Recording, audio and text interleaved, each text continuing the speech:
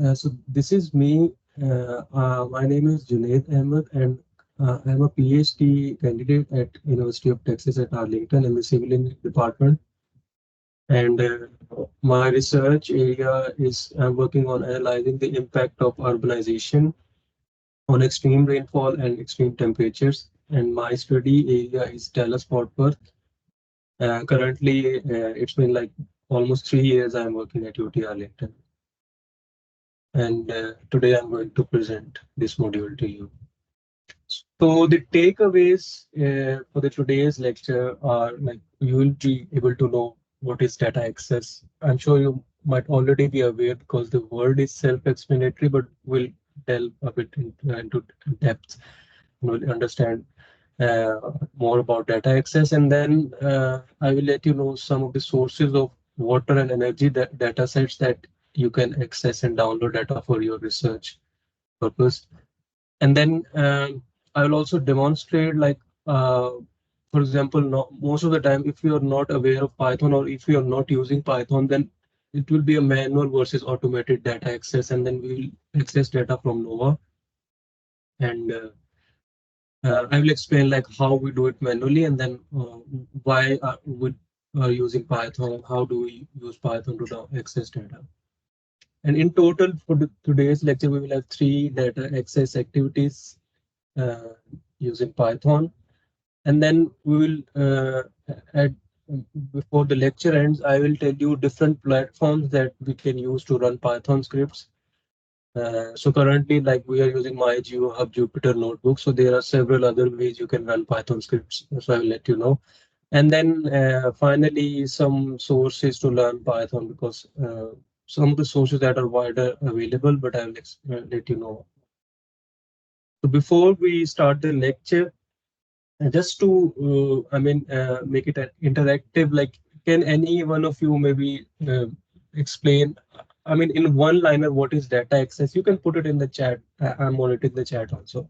So I just wanted to know like what are your you know concepts about data access. So you can put a single word or sentence, whatever you have in your mind, before we get started.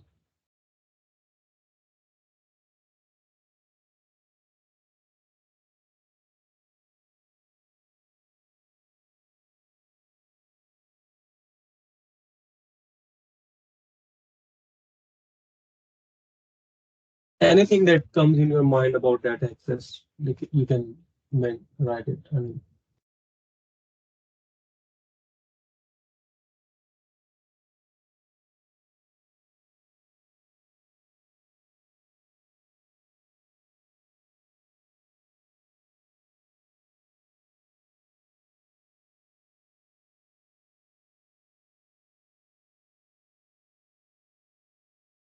fair data principles. Yes, fair data principles because data access, actually fair data principles tells you like about data access. Then it doesn't actually directly governs how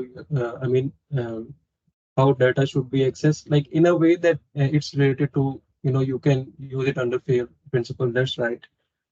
Yes, important searching for data. Exactly, like being able to find data, like access it from different sources, like and ability to interpret and utilize the data. Nice, nice, nice. So yeah, good idea. So we'll get started. I mean, about the exact literal definition. So data access is the on-demand authorized ability to retrieve, modify, copy, or move data from IT systems. So actually, what it means that user can get data and its location in an authenticated manner that is approved by the organization who is possession of the data. So then data access, you can use it, you can access it using several ways, but Python is a very good forum and it has a lot of open source libraries for accessing, and then you can further process data using Python. So there are 3 main categories from where data is accessed, like local files, databases, and then application programming interfaces, which is API. Before going to next slide, has anyone heard of this application programming interface word before? You can write yes or no in the chat. Just yeah, just yes or no. I mean, it's okay if you don't know because now you're going to know about it. But anyone who knows what is API, like yes, if we have a yes. Okay, that's nice. No worries.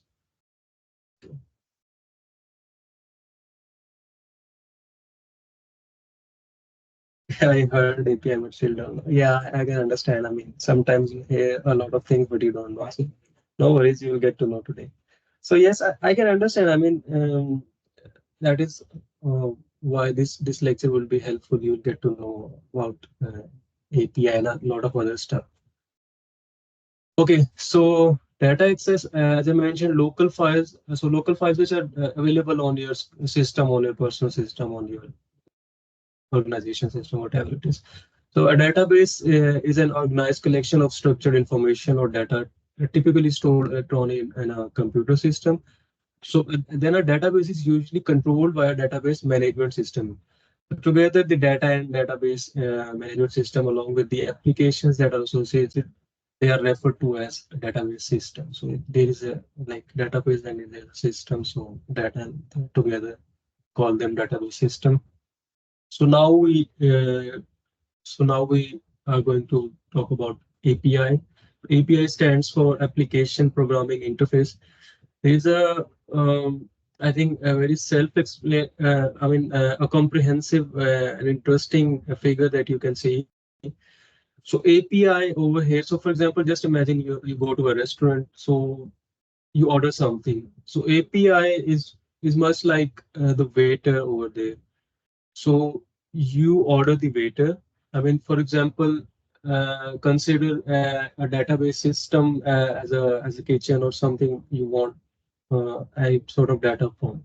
So I mean, if you consider it as a kitchen, so I mean, API is going to be like your waiter. For example, you want say temperature data from any system. So what you will do is that you will use the API. So API then takes your request, goes to the system, which in this example, let's say is kitchen. So then everything is processed over there according to your request, according to your demand. And then eventually it goes back to the waiter again, and the waiter delivers it to you, like you get served. So API is something like this. So for example, or mostly or like all of this data based websites, they have their APIs. You can use them. You have to be registered first. That you can use them, and then with those APIs, then you can access their data, whatever data you want. And the good thing about Python is that because APIs are dynamic, so for example, if there's a website, you have to download the data. So manually, what you will do is that you will go to the website, download the data, and then afterwards, like you have to process it, analyze it, or maybe you have to make graphs out of it. Then you can use it later on. But with API, with Python, you can access the data from there. You can get the data directly, and then you start using the data with your Python script. So we'll explain it later. So sources, some of the sources for water and energy data, Earth Explorer, USGS, it's very widely known. And then NOAA, National Oceanic and Atmospheric Administration, National Weather Service. So they are pretty much integrated. NWS and NOAA, more or less, they have the same data, but different interface. And then there is one NASA Power also, so where you can have data for the entire globe. So you have the satellite data from there also. So these are some of the very good resources to access data for water and energy also. And then these are the actually interfaces of what I just explained, like USGS, Earth Explorer, and then NOAA, and then NWS and NASA Power. So in your if you want to access them later on, you can just go and search and see. You can find a lot of data from there, particularly for water, energy, like climate data, meteorological data, rainfall, temperature, wind speed, wind direction. You can find it over there. So these are some of good data resources. And then we have some examples from building energy domain. So this is one of those examples, like residential energy consumption from US Energy Information Administration, EIA. As you can see, there is an API mentioned also, EIAPY, which is a actually a Python package manager that you have to install first, and then you later on use this API to access the data from this data source. And then data source, this is from NREL Total Energy. So for those of you who are interested to download data from, who are interested in building energy domain, so you can access this. And then again, they have also their own uh, Python package and then their own API which you can use to access data. This is another example which is available on GitHub. So many people, whatever they develop any package, Python package, any repository, they put it on GitHub so you can access it and use it. So it's an open source kind of. So it's just a refresher. Maybe I'm sure most of you are already aware of the CSV comma separated file, which we use almost on a daily basis. So CSV files are methods of storing data within a single file format. So over here we have three different examples, like our raw CSV, how it looks like, comma separated, and then how when you open CSV, how we make it appear in MS Excel. And then this is an example of Python pandas like interpretation. So you had a very good lecture yesterday about these data frames.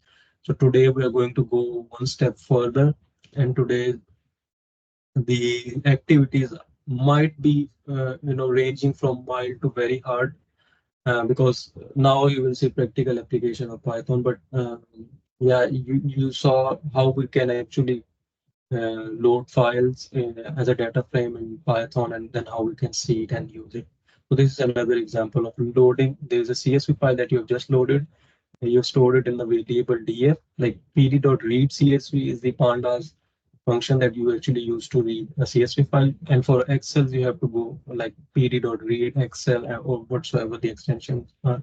And then if the df data frame, you can see how it appears over here. So this is another example.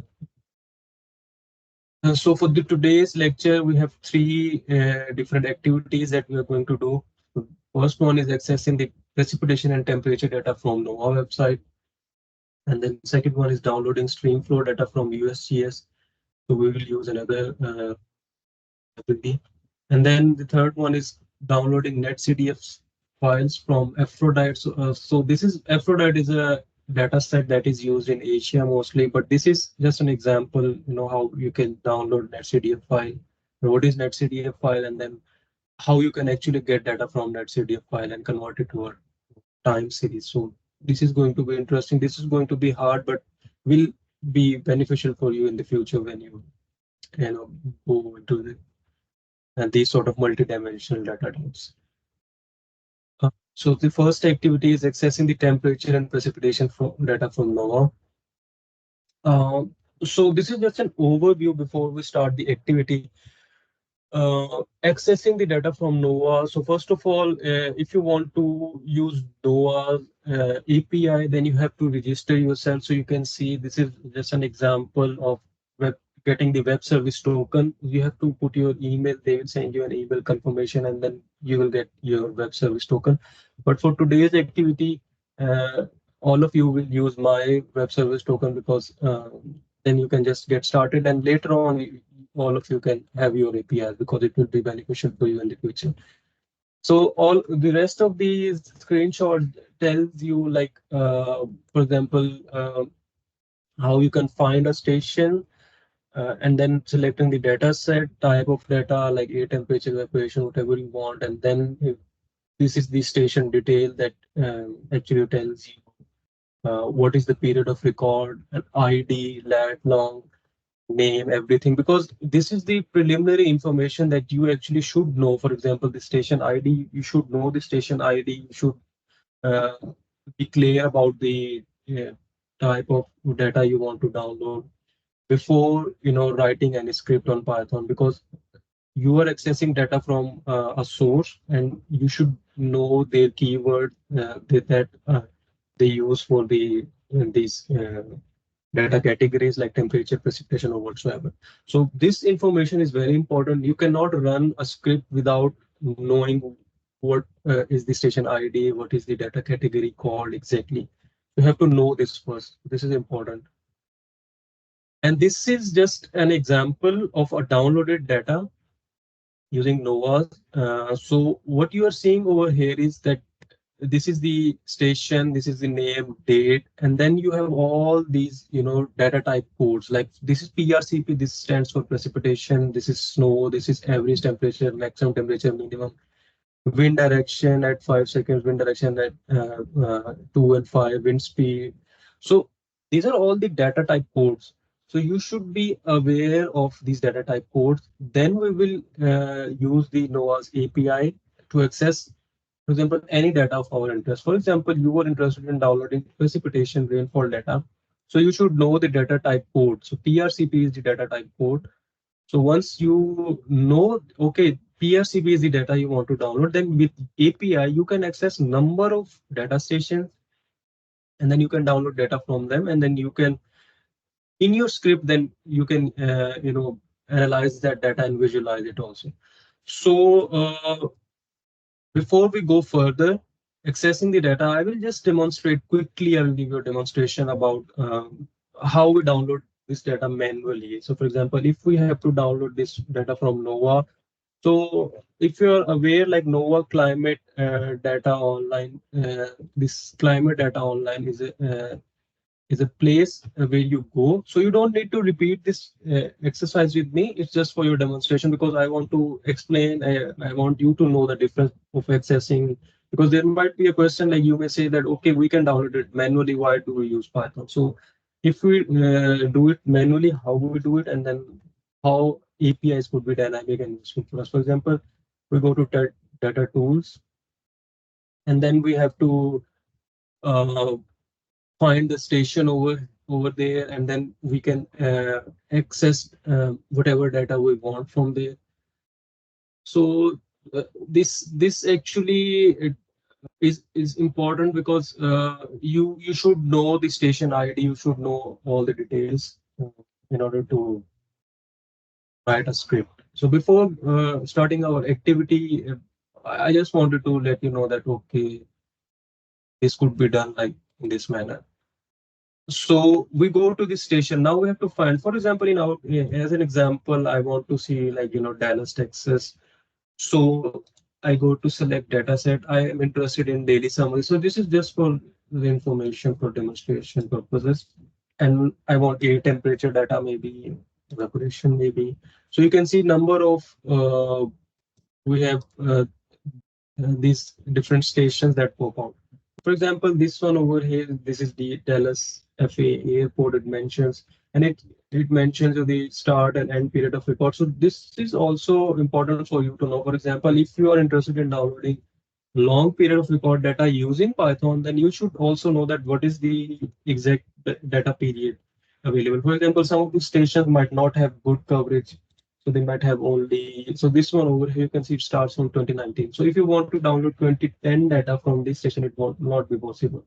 So, okay, say this is the most comprehensive, station, Dallas Fort Worth. So I have selected my data range, I've selected my, data categories. So I will add it to the cart, and then I will go to the cart. Then what is the data format? Most of the time it will be CSV, because PDFs, unless it's directly being pasted in a report, most of the time you will CSV. So you select the data range and then you apply.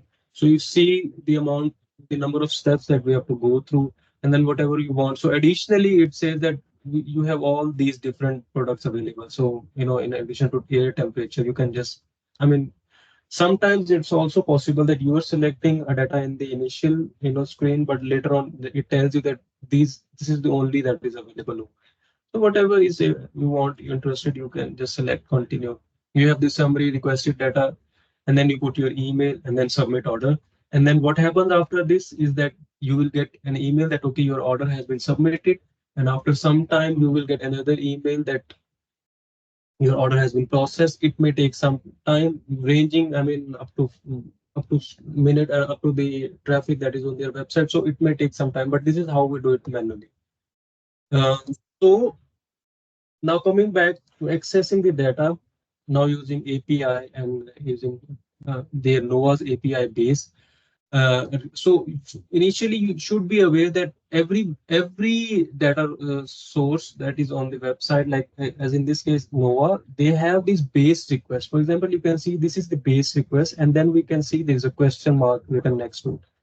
So what does this mean is that after this question mark, we will need to put all the data, all the information that we are looking for. So as I mentioned earlier, you should know the data set ID. So this is most of the time is this is the code that is used, GHCND.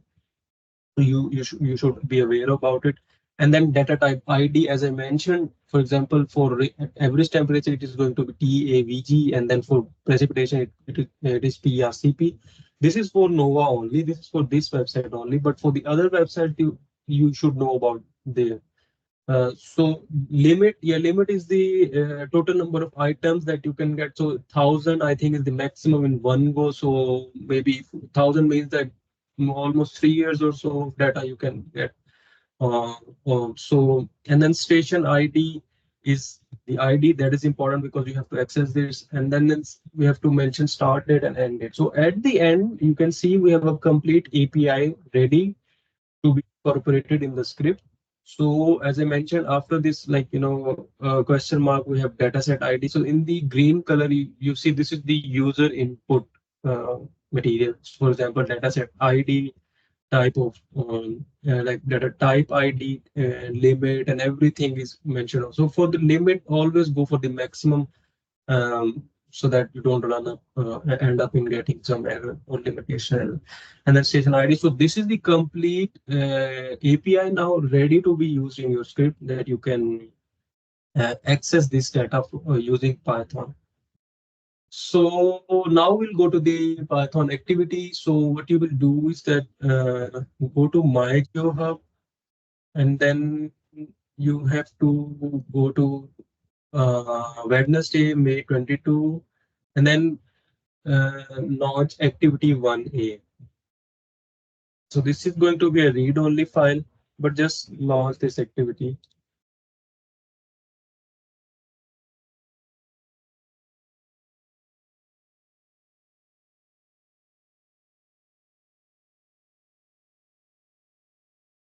So are you able to launch the activity? There is a problem.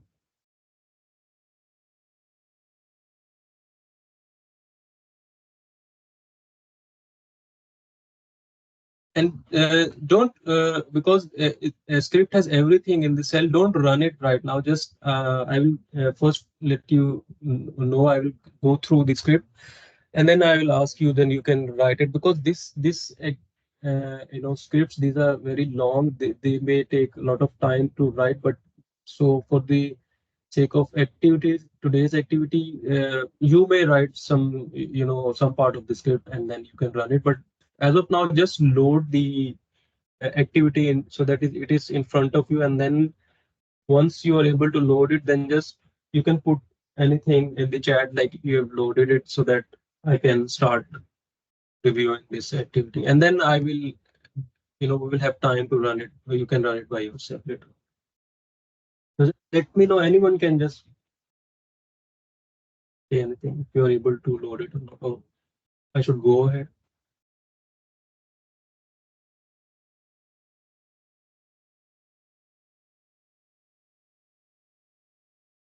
Maybe a couple of yes in the chat box that you have, so that I'm sure that you have loaded the activity successfully.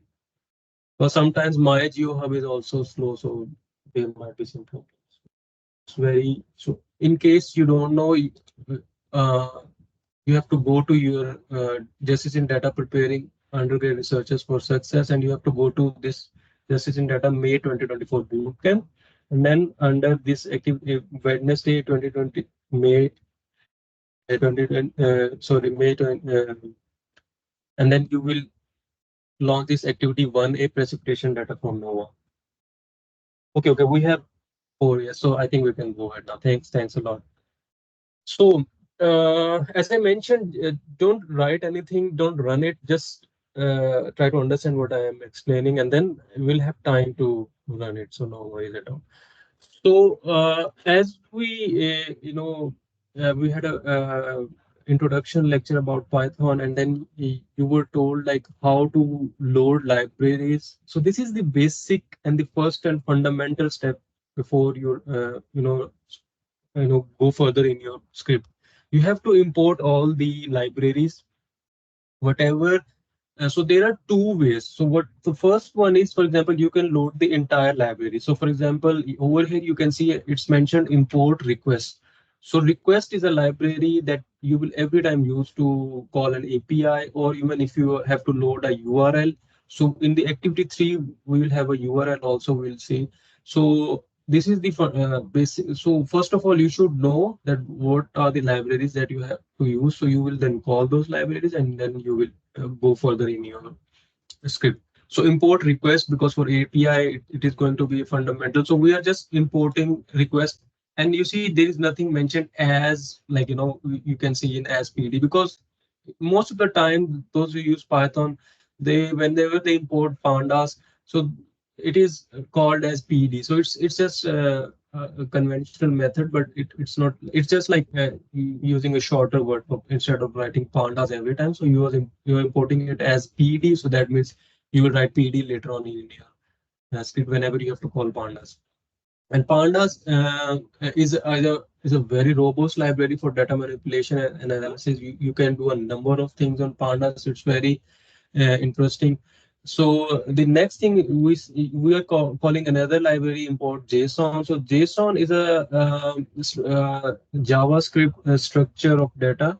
That is human readable actually. So because these websites, they have the data which is in this structure. So initially you can call it as a JSON, and then you can convert it from JSON to your any format you want. And then another thing you might see that what has been done is that you can see this hash and then whatever is written. So this is just commenting. So whenever you write, for example, if you remove it, you can see it becomes uh, a script, kind of function, or you using some Junaid, variable. there is a question. I can Yeah, read it for you. Is it yeah. bad to import more libraries than you need? Yeah, it's a good question. So sometimes, because if you what happens is that if you are very much clear, if you are very much clear that these are the libraries that you are going to use. So you should only call limited libraries. But even if you import other libraries, that is not going to do any harm to your script. I mean that is, but there are some additional functions that are coming. So for example, right now we are using Jupyter Notebook. I think Jupyter Notebook doesn't have this function, but later on in this lecture, I will explain running Python script on Spider, which is a Conda-based IDE. So you can see if you import extra libraries on Spider, it immediately gives you a prompt that, okay, your script doesn't needs is not calling this library. So then okay, because sometimes if you're using Python for most of your tasks, Pandas, NumPy, Matplotlib, it is a visualization library. These three or four are some of the basic libraries that you are going to use every time in your script. So most of the time, people, just import them uh, while writing script and then call the other required libraries. So it's a good practice, but it is not. We cannot say it's bad. So, but it is just something that, or there is another way that I wanted to let you know. So for example, in the three steps, you can see we have imported all the libraries.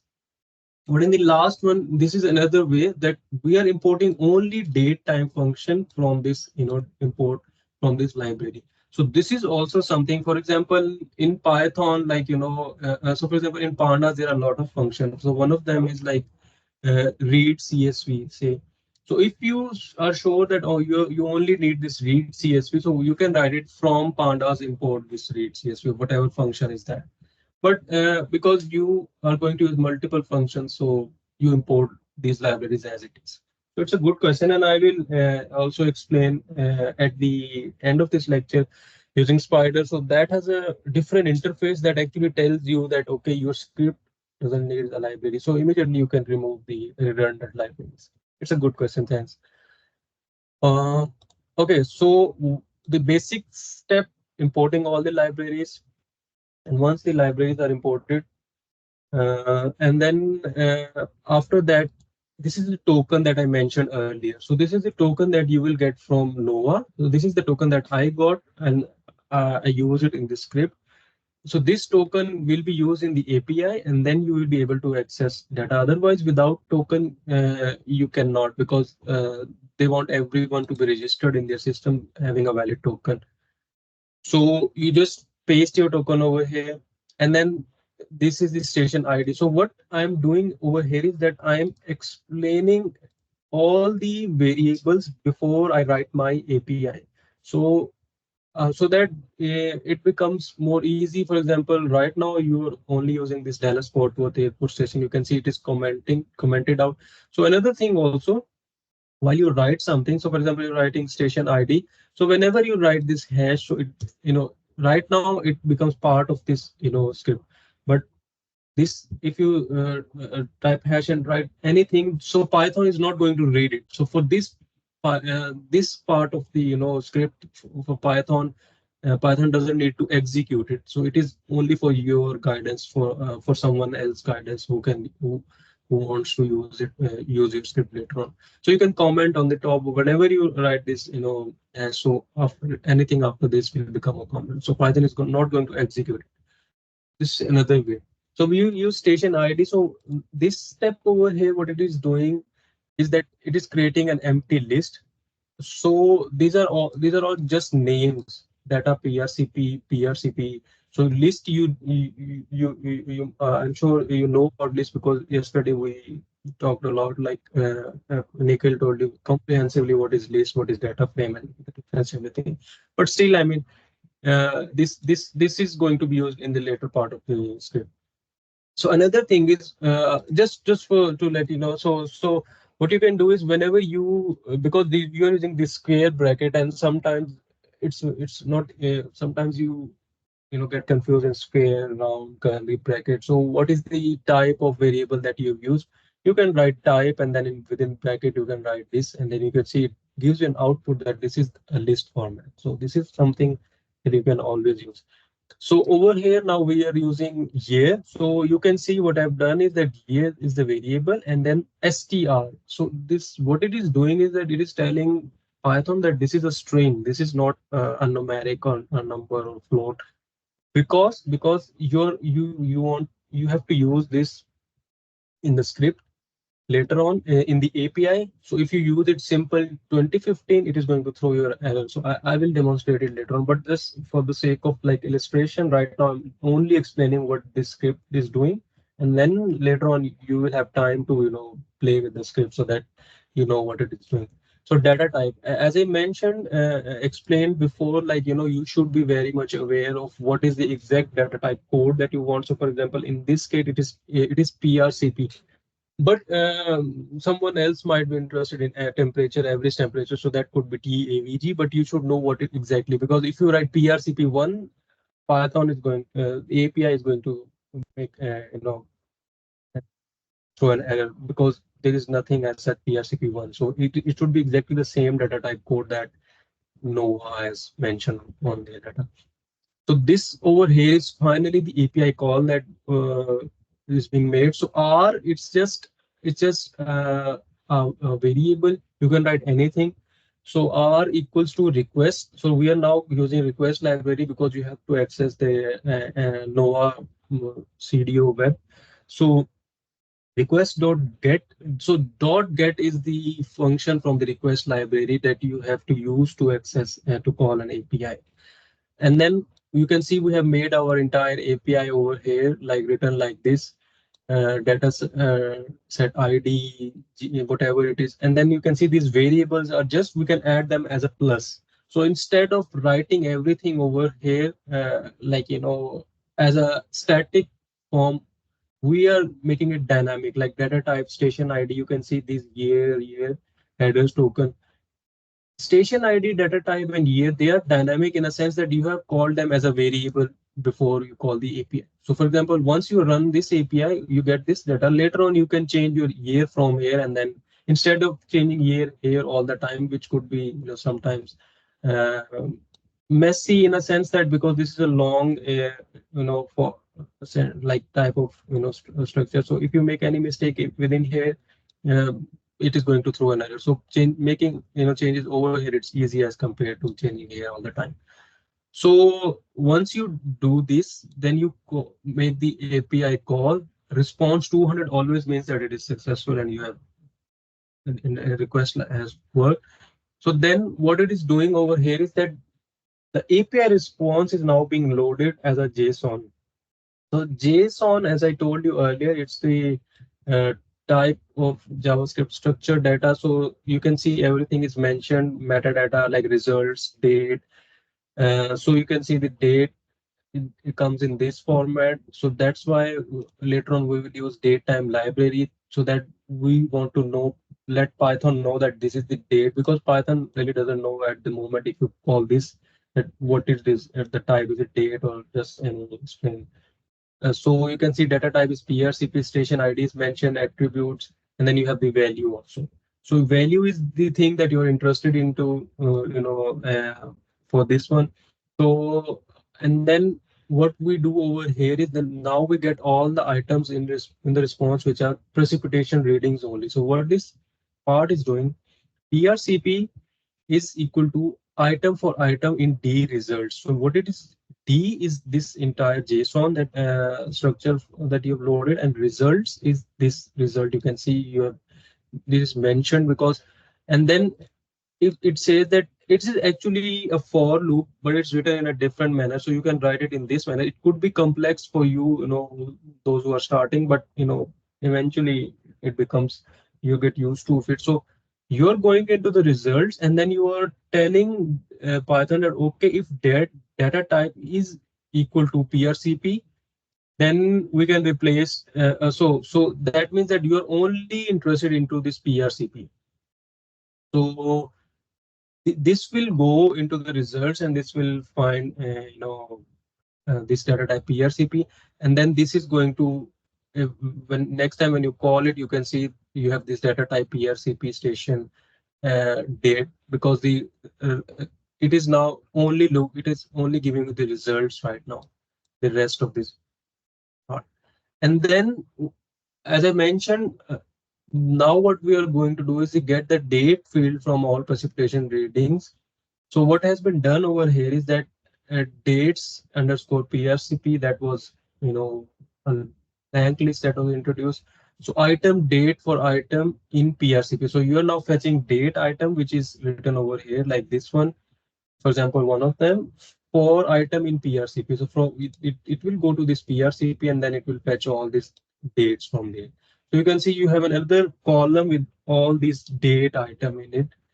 Uh, so you can see you have called it because you can see them separately. Like, okay, this is the date column I'm interested now. You similarly for item value for item in PRCP. So value item is the reading value of the precipitation. So you can see this is, so once you have this, so PRCP item value for item in PRCP, you can see you can have them separately as a one single column.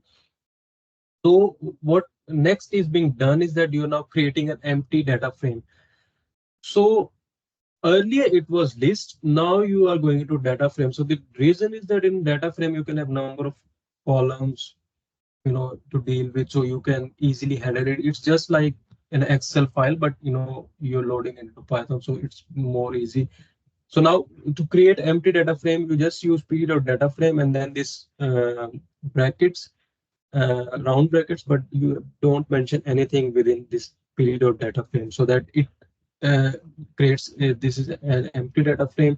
So next thing that has been done over here is that you're now populating the date and precipitation field into this empty data frame.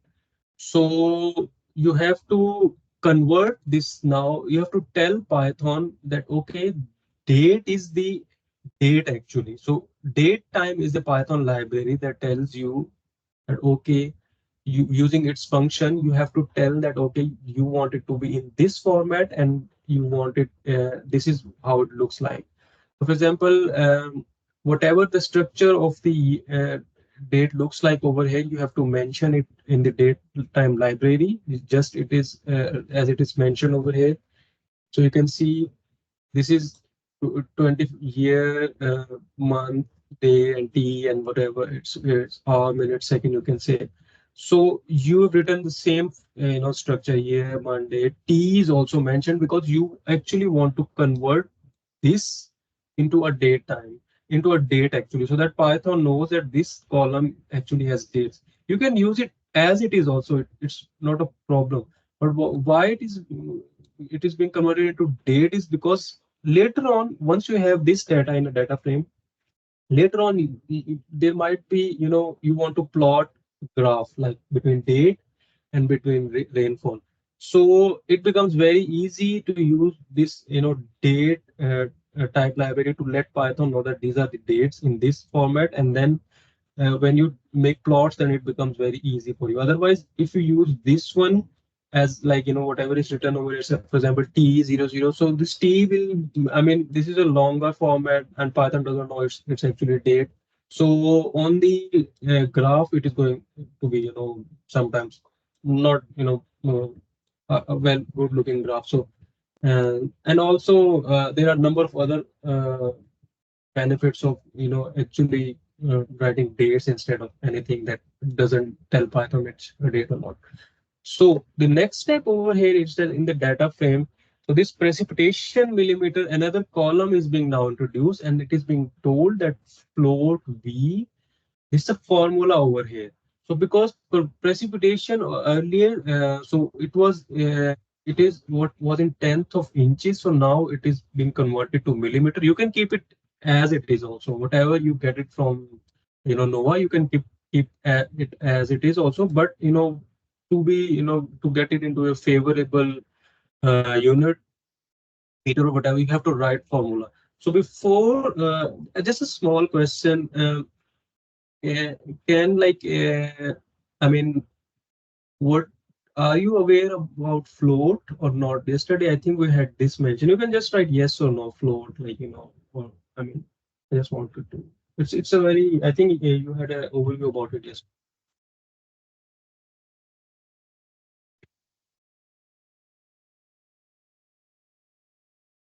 Okay, so yeah, so that's good. So float, you have a decimal. So yeah.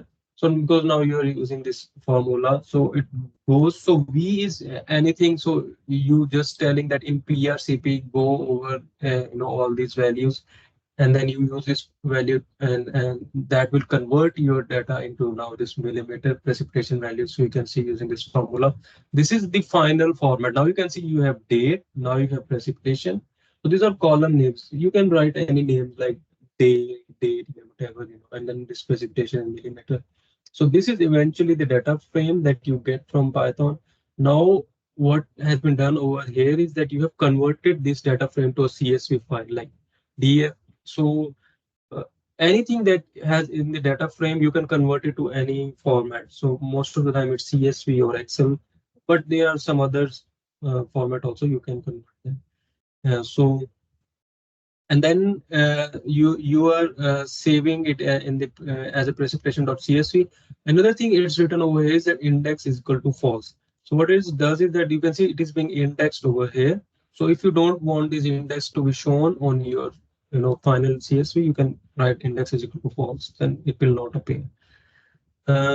So this is uh, I know it might be hard to comprehend, but the reason was that I just want to tell you that okay, this is what the script is doing. The rest of the script, it is downloading data for multiple years. So this is right now it's complex, but I've written it over here so that later on you can come and play with it, whatever you want to. So now I think what we can do is that you can go to your uh, files, this the same file, you add a column like add a new cell like with this one, and then just start writing whatever it's written over here. So it and then run the cells. So this is the practice that you do for next, I think, 10 to 15 minutes before we go to the next activity, and then run it and see what it is uh, doing. And then if you are getting some, so what you can do is that just write them, and maybe data type you can change it to TAVG and see if it is giving you that data or not, or change it to 2014 from year 2015. But just add a new cell to your files and then just type it. So you have, I think for the next 15 minutes you can do this activity, and then we will move to the next part.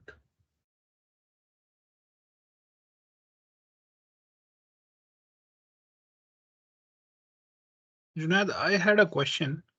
Yes, yes, Nikhil. Uh, so you were talking about getting data from different stations you're showing on the screen. So what are these Mhm. stations? Are these airports, actual physical Uh, airports? no, so you can see in NOAA actually all over US there are number of stations. So most of the time these are climatological, like meteorological station data. So they install it on different places. All the airports in US have a station, and that has the highest period of record. I mean, as compared to other nearby stations. So most of the time it's on airport. So there are locations on steam gauges also. Some important places, maybe I think at close to UTA, we also have a station.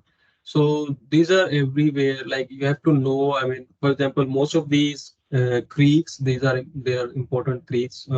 Over there, you can find this station also. These are mostly they use automatic weather stations over there. So they have this data, and then you can access data like even today's data you can access it after a few hours. So Oh, that's great. so, Because we in building energy also use a lot of weather data, and our okay. data is mostly we rely on data coming from airports. So we don't have microclimatic data. But this, So when I see the stations on your slide, I thought that there are a lot of different places or avenues to gather weather data. yes, yes, Yeah. exactly. But the problem sometimes is that they don't have this enough length of data. So for example, if you go to any other station near DFW, so they might have few variables also, like they might not have all the variables. Like for example, all the airports, definitely they will tell you wind speed, wind direction, temperature, snow, precipitation, and others also. But any station other than airport might not have all these variables, and their period of record might also not be very long. So you can have only 5 years of data or 10 years of data. So this is actually because it's an observed data, so it's good. But there is another data source that I mentioned, NASA Power. Uh, this can also give you all the climatological variable data. But the problem is that it is satellite based, and it has a higher, like special the spatial resolution is coarser. So for example, because they are grid based, Mhm. so that is not for point. So their grid is, I think, 50 kilometer. So Got it. any place at 50 kilometer, it will give you only one value. But for places where you don't have any observed data, you can use these sources. And another one is also ECMWF for the global. They have good global coverage. They give you at 9 kilometer, I think. Got it. Thank you. Thank you for Yeah. letting me know that.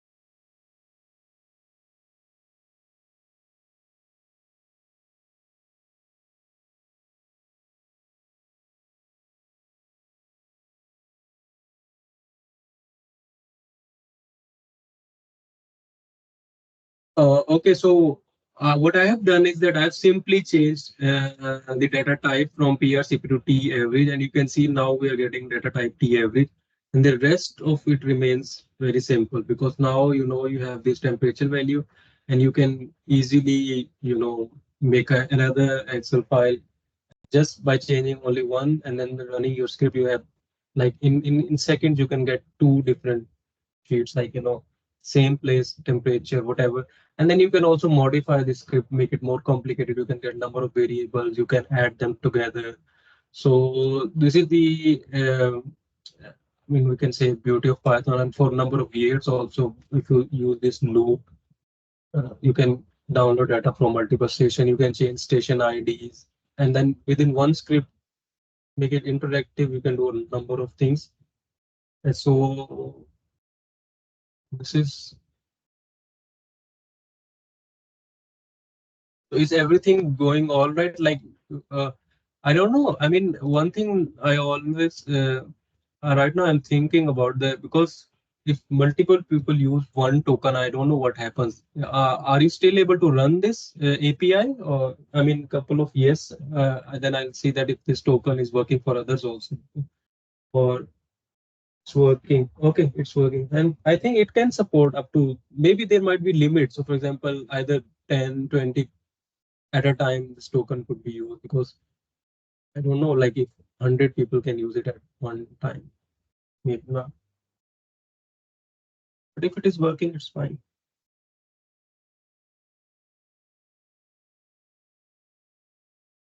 I think, Junaid, if a lot of people access the same API, not right now, the Mhm. website that hosts the data, the people working there, they think that there is some kind of cyber attack happening because Oh, same API is pulling data. So not right now. I mean to say they build their systems and that is how they uh, stop providing data requests. yes, even sometimes when sometimes I access it for my, sometimes this API call also returns error, even the same token. Maybe sometimes they are maintaining it, or sometimes they have issues also. So it is also possibility that with you can get error for, but that could be like, for short period, or and then it gets resolved later on. Yep. But I know with ECMWF, whenever I call they use their API, sometimes they are overloaded because they have global coverage. So I think they have lots of load on their system. So most of the time when I use their API, it takes a lot of time. Yes, yes. So even I can maybe show ECMWF also. It is very like for the global coverage. So ECMW, actually this era 5, it's the latest one that. But no, I think era 5 land is the latest one. So you can see it has a lot of variables. So you can see there are some popular temperature and pressure, wind, and all of these, they are being provided at 9 kilometer resolution, which is at a global coverage is very high. You can see a lot of variables and you can select anything. But if you download again over, it doesn't, a manual request from this website will only allow you, I think, maybe 1 month, or maybe you can select so all month, but 1 year of data, because you are not able to select more than 1 year. But if you select all the variables and you use a show API request, so you can get an API from here, and then you can modify this API using your Python script, and you can get data for a number of years. You can make a loop or whatever. So this is the good thing about API, instead of downloading manually, because every time, for example, if you want to download for 10 years or 20 years, so every time you have to go fill in this form, submit your form, they will take time, they will return your data, and then you wait and then go select next year, this year, this year. But if you have a script, this, you get this API, and then you just modify it, and then you can select range of years, and in your script you have this data coming, and then you can start manipulating data right away in your script. So this is good thing. And I think that reminds me of evening activity also. So today's evening activity is actually about using API from ECMWF. So those of you who are interested, like maybe seeing different sources of data, you can do this activity, and it will be very interesting, because from climate, from water, from meteorology, you can see it has a runoff data also. So potential evaporation, surface. So there are different sources. I mean, just like others. Junad, I also had one more question. Maybe this question could also help students. So when you're Mm. showing this data, there's a lot of time step, 1 minute, 2 minute, 15 minutes, Uh, So how does one decide what would be the correct time resolution? So if some students, go ahead and do conduct research and they're downloading the data and there's a lot of time steps available, how does one decide what would be the right time step? Yeah, that's a very good question, and that's important also. So, for example, like if you are interested in only one particular storm day, so for example, if you are interested, so say yesterday rain, there was an intense rainfall in any area, and you want to monitor that rainfall. So then it becomes very easy. You will select only one day and all the time because you are analyzing one day only. But if you are going to observe like 20 years of data and this time step is showing you like only specific, so what you can do is that you can select all of them, and then for all these, like it will give you temperature for all the hours, but then you can aggregate it to daily steps. So Python, like X-ray libraries, and there are a lot of libraries that they provide you this functions where you can aggregate your time step. For example, you can tell, okay, the data structure is in hourly, but I want it at daily or you can monthly also. So that aggregates it for you, averages for you, whatever you want it. For example, if it's rainfall and you want to aggregate it, you can add all these values. You can find an average value also for day, but it depends really if you want daily data. But for example, for some machine learning algorithms, so if you want a lot of data, you can go with the hourly also, like get all these hourly data for all the years, so you have a long length of record, then it is very helpful for machine learning, because the more data you give to machine learning, the more it will train itself, and the better it will be, working on other unseen data sets. So it really is subjective, depends a lot on the application. But other than machine learning, like just like for data analysis, mostly what I do is that I download this data, but then I average my data on daily time step. And in some cases, if I'm interested in particular times, so for example, like to be consistent, I can get only this value also at this 10 p.m. whatever it is. So that's a good question. And the good thing about this is that they provide you data in netcdf format. So you can see there are two formats. Grib is actually also similar to netcdf, but it's very hard because Python libraries sometimes end up in errors a lot. So netcdf, we have an activity also with netcdf later on. This is good because it can store all this multi-dimensional data in one file. And then there are Python libraries that are very good in handling this netcdf data. So then it becomes easy for you. I hope, I mean, I answered your question, but I mean, it's pretty much subjective.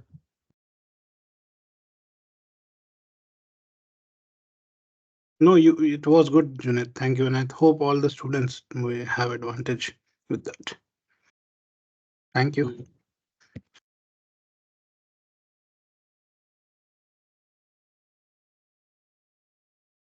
So,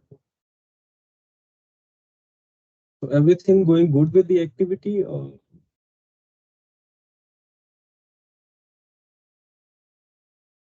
just just try to run it, type it by yourself, because in Python, writing script, it's important to make sure that your variable names remain consistent. These brackets, these are important. Sometimes you're commenting. Also, all these things matter. If you make a small mistake, you get an instant error, and then it's good that you can resolve it. Okay, this is the mistake. So, for example. So, for example, you can see it's a basic thing. You didn't introduce anything like PRCP1, but I'm calling like PRCP1 over here, so it's throwing an error. Name is not defined. So it's simple. Okay, it was not defined. So this is common. This happens, but good for you. Like you will learn. I think the next activity is also more or less related to this temperature one. Uh,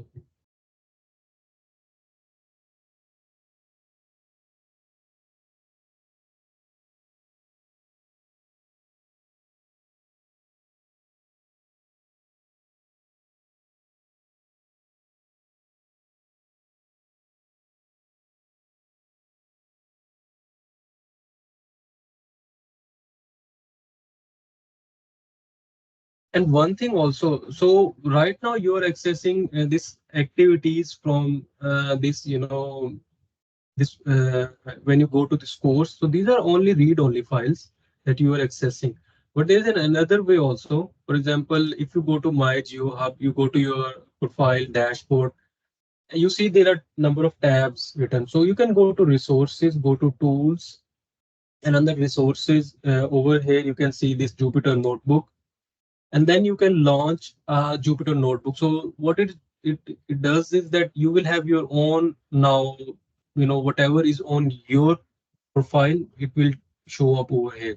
So from here you can create a new Python. I think Nikhil explained it very well yesterday also, but it's just you can launch because all of my scripts are already over here, so I'm launching it from here. But you can make a new file, or what you can do right now from if you want to make any changes, so you can download your file from the as read only file as notebook, and then you can come over here and then you can upload your file over here. So then it is not a read only file, so you can use it right away.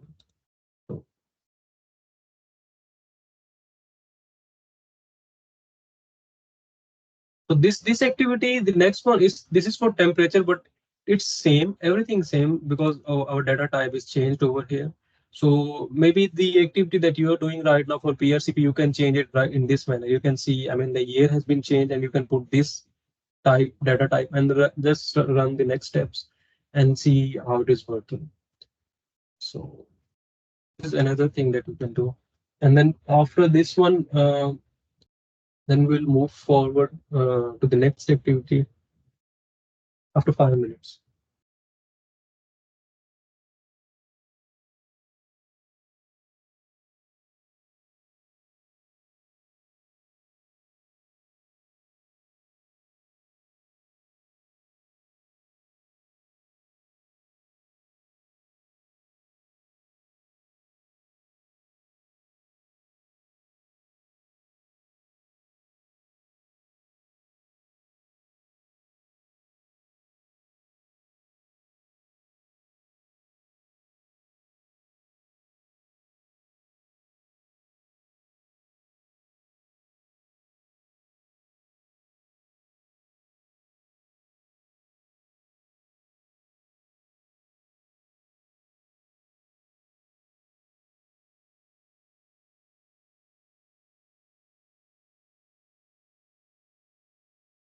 And another thing is that this is just an example that has been showed over here. There are number of ways. There are number of ways you can exact the same data, exact this access the same data in a different manner. Instead of this JSON, you can use another format.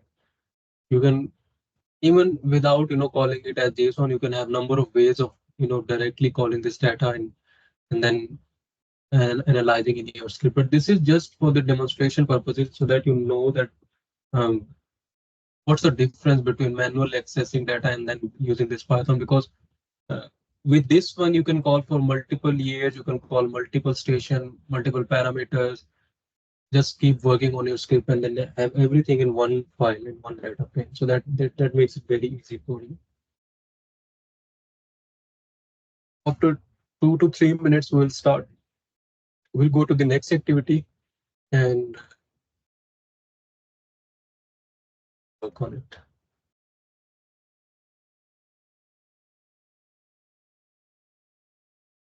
And there is another thing also. So some of the stations might not have all the parameters. So for example, a station ID, or this is written over here, there are a number of stations. For example, for this Atlanta Hartsfield Jackson Airport, this is a like these are all airports, so most likely they will have all the parameters. But if there is another station, so it is a possibility that they might not have all the parameters. Like they might only give you T average, not T minimum. So if you make an API call for those, then it will throw you an error that item was not found there. So then you get to know that okay, this is not with this one. So it's highly recommended if you are looking into a specific area, always prefer taking the data from these airports, international airports, as Nikhil also mentioned, because they have comprehensive. data in their repository. So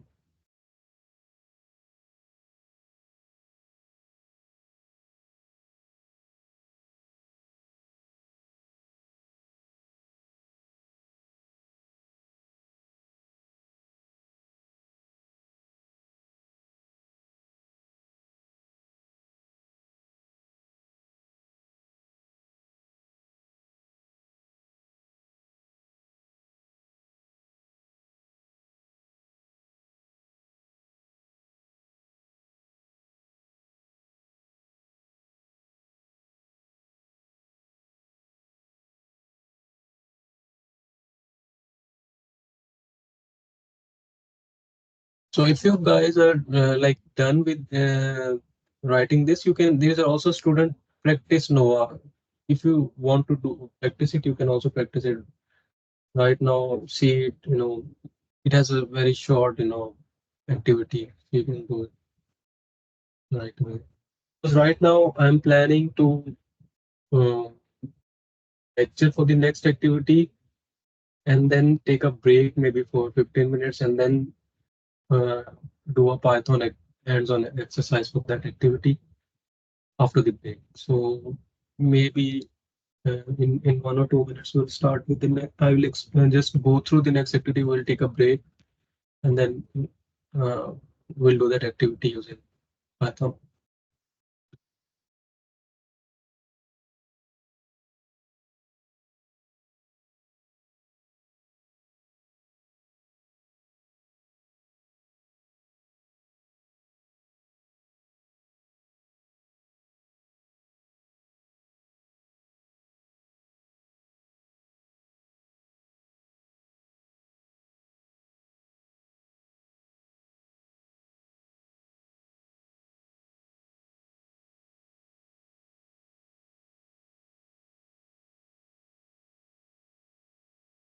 Okay, I think let's start talking about activity two.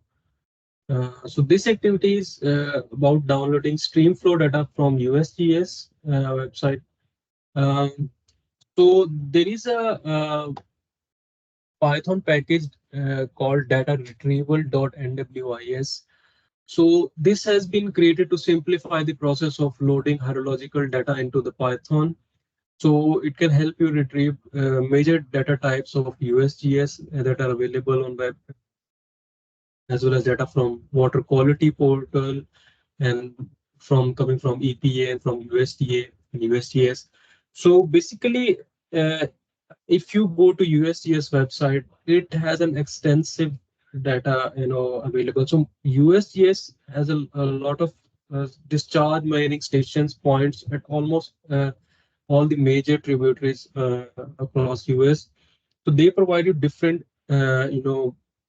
values like gauge height data, even some water quality parameters, um, lot of things. So the thing is that as I demonstrated you, accessing data manually, it could be cumbersome sometime because if you have to do it from multiple stations, multiple parameters, then all the time you go to that portal, go to that station, download it in a file. It takes time. You put a request, you get the data, and then you go for the next station, next station. So if you have to do it for multiple sessions, so this is another package data retrieval dot nwis that actually give you these services. So these are instantaneous values, and its short is IV, daily values, DV, site info with sites. So these are the this like as a short name for calling this service, like IVDV site.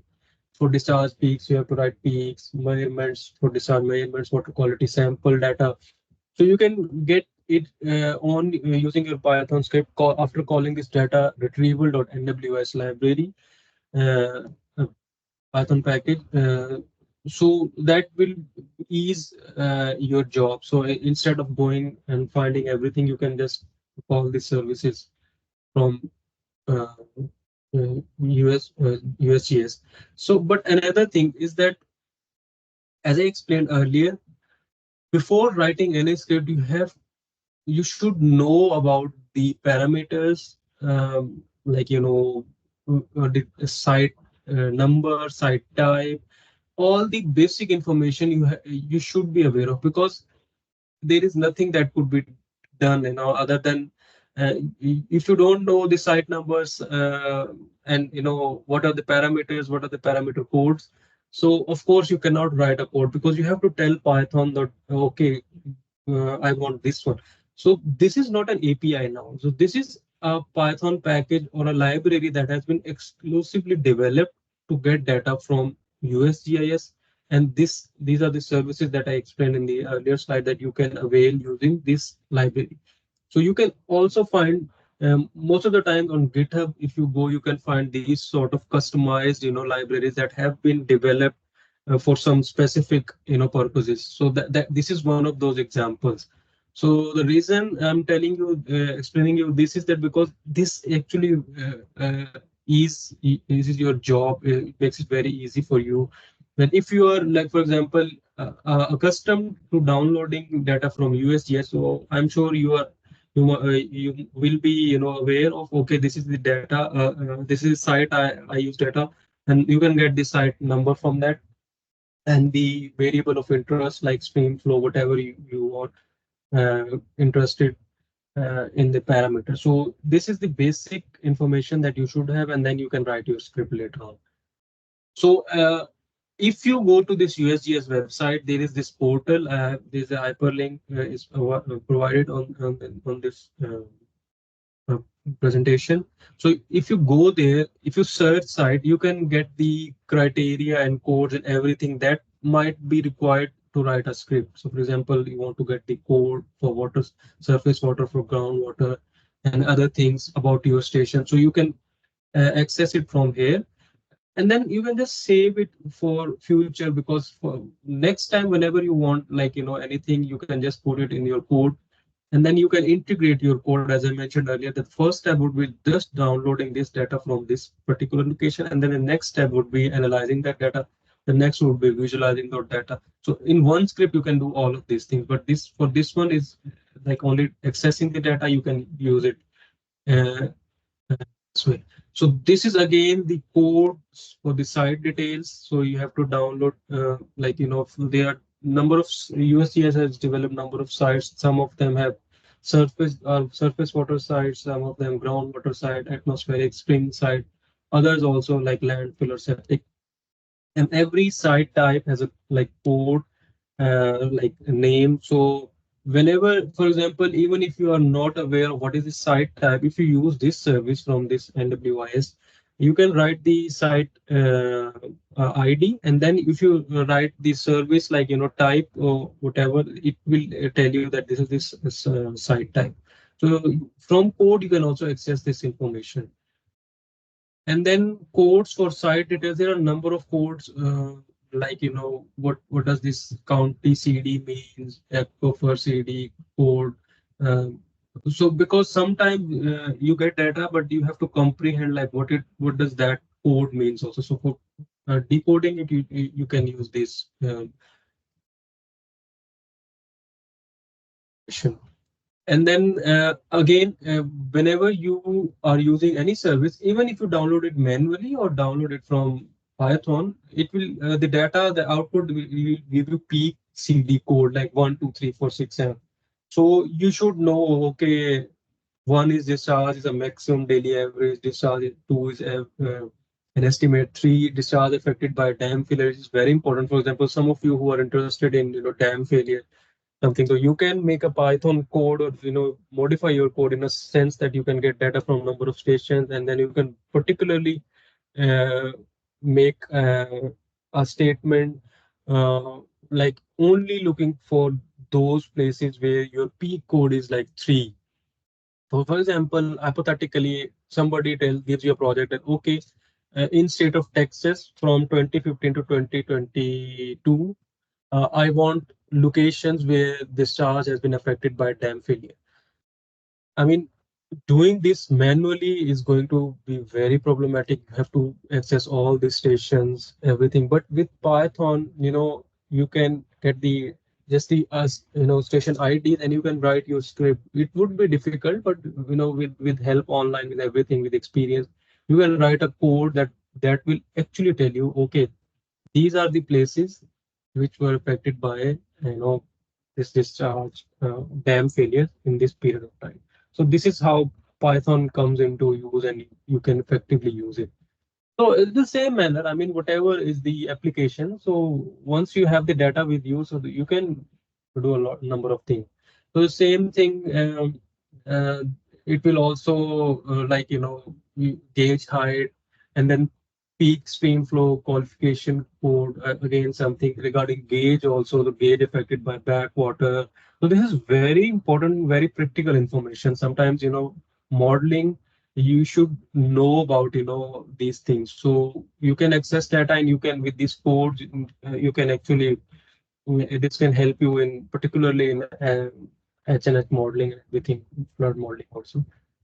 So, and then so you can also see these codes for discharge field measurements, from this, like what was the stream flow method. So everything is written over here, velocity method, and then different agencies that actually measure discharge. So you can get this data also from this data source, using the data source. So these are all the helpful guiding materials that you will help you accessing data and then understanding the data. And then codes for water quality data. So you can see, uh, once you want to get if you want to get water quality data, so you can, with the station ID, you can retrieve this sort of data for all the parameters that they have available on that particular location. So this is also interesting, and will really help you a lot in understanding how this go. So this was just a basic overview. I just wanted to let you know that you can use this, avail this, a library that is customized actually to get data from USGS for stream flow and for all water quality parameters. And before going to the script, you should be aware that, okay, these are the codes, these are the things that you should know, and then you can get data from any site, anywhere. So what I'm thinking right now is, we have a scheduled break at 20:30, but I think because before going to activity, I think we can take break right now for 15 minutes. So we get back after 15 minutes, and then we do this activity. And this is going to be interesting because for this activity, we actually have to install this library. And unfortunately, the uh, files that you can see on MyGeoHub, these are read-only files. You cannot install any library to it. So we will use Google Colab for running this script. And I will show you how to download this file, go to Google Colab, upload it. So it will also be interesting. So Google Colab is another forum, open access, where you can run your scripts. So I think let's head back together after 15 minutes, and then we'll resume. But I will be available here during this time. If you have any questions, you can put it in the chat, or directly ask it to me. So right now, so we're taking a break.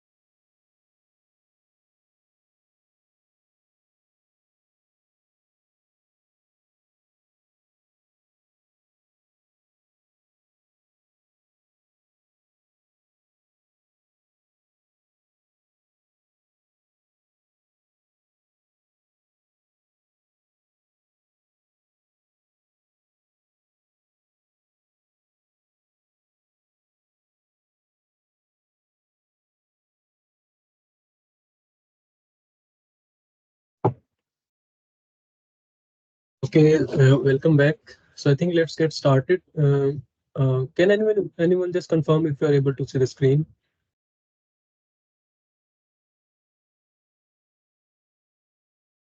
Yes, we can see the screen. Yeah. Okay, thanks for letting me know. So what we are going to do right now is that have you this activity two in my GeoHub? So there is this maybe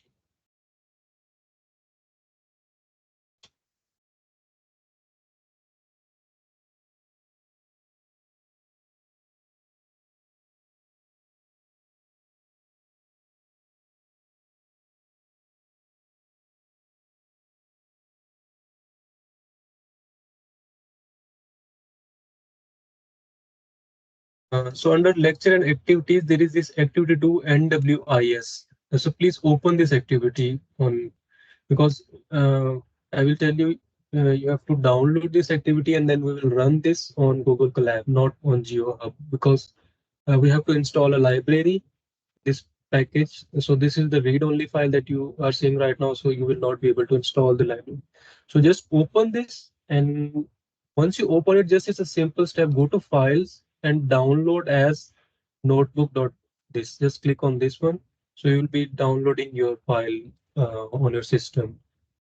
So once you are done with this one, uh, so is everybody able to download this activity too? Just you can send me a yes so that I move forward to Google Class. It's loading. Okay. So once you also make sure sometimes loading could be time taking because you have to terminate the session, the previous session that was running. So make sure the tabs that were running before you terminate those sessions from here, like terminate session, and then uh, IGeoHub and load this activity again because uh, more than one files sometimes it's not. Uh, has anyone been able to successfully download this activity file? Okay, so yeah, it's simple. So once you have the file loaded, are you able to open this file or not?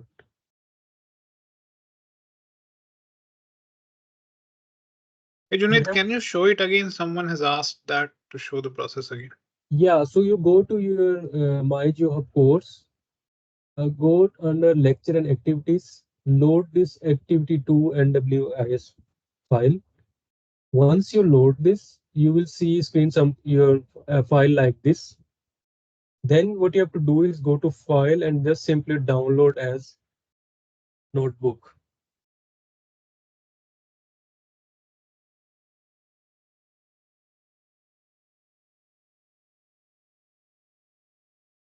So anyone able to download this file so far or not? Or like all are struggling? What, is there any issue with? There is no yes so far. So I think if maybe I can explain it again or just make sure you cannot load this file. You know you will not. Okay, are you able to open this activity too or not? Yeah, I want to upload onto Collab. No, you don't have to open this file right now. You just have to download it. The first step is to download it on your system. So is it downloaded or not? So if you have downloaded on your system, then the next step is go to Google Collab. Just type Google Collab. Everybody almost has a Google account, so you will be able to. So, so once you go to Google Collab, then what you have to do is to just upload a notebook. Go to File, upload a notebook, browse to your location where you have downloaded it, and just upload it over there.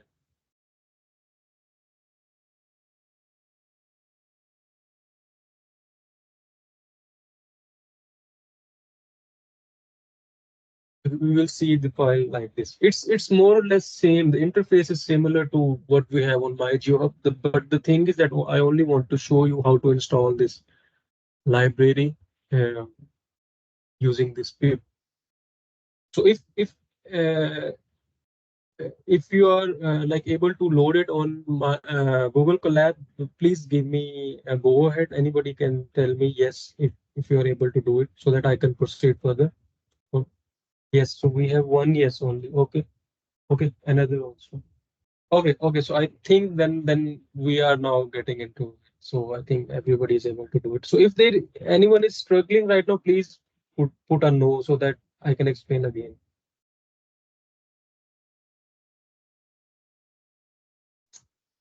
Okay, we don't have any node, so I assume we everybody has been able to upload it on Google Colab. So you can see the Google Colab, the interface is just like similar to what you have on my GeoHub. This is my GeoHub, this is Google Colab. Both are more or less using this Jupyter notebook. So what you will do right now is that you can see it's written pip install u data retrieval. So what it is doing is that pip is a Python package library manager. So any library that you don't have on your system, you want to use it, so you have to install it first. So most of the time, majorly pip is used to install data retrieval. There is another forum called Anaconda that I will explain it at the end of this presentation that you can also use to install libraries with conda install command, something like this.